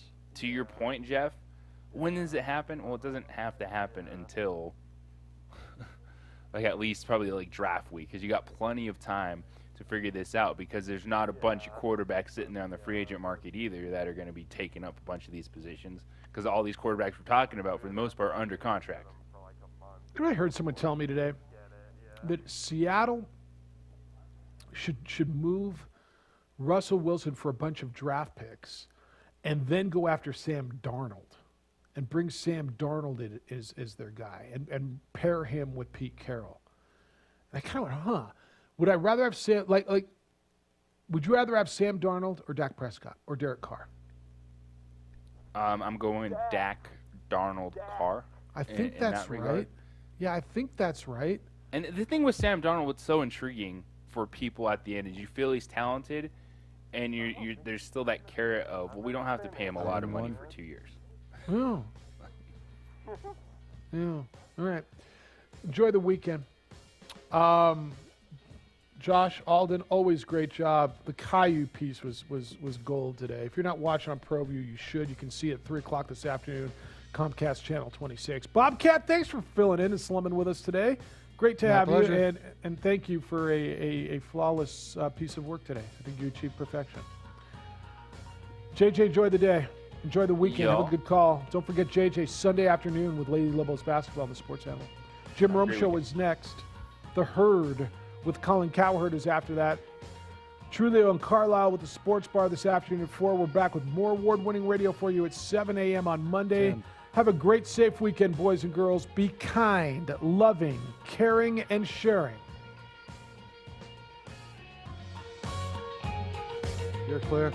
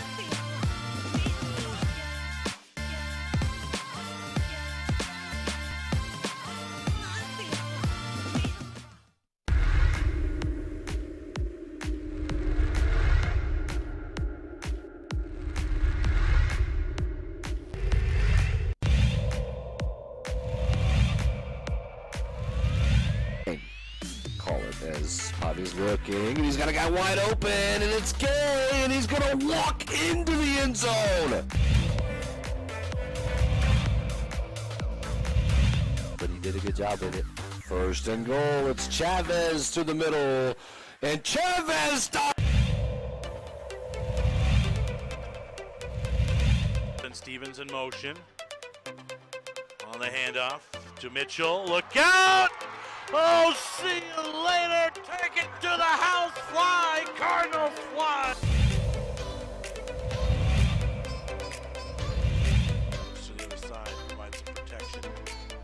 to Webskowski again. Look out. See you later. Good night. Touchdown, Webskowski.